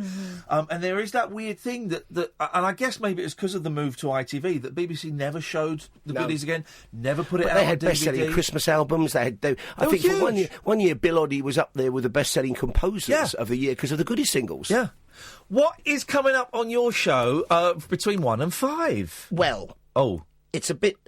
I'm feeling slightly awkward. Not awkward, I'm feeling nervous because it's not the kind of radio I would normally do. And I'm not saying this to be a radio tease, but I learnt last night that my producer, Elena, very talented, when she was in this country doing her degree, she made a documentary which sounded fascinating, and we talked about it a bit after the show, about somebody who lives with a dozen very expensive sex dolls in this country.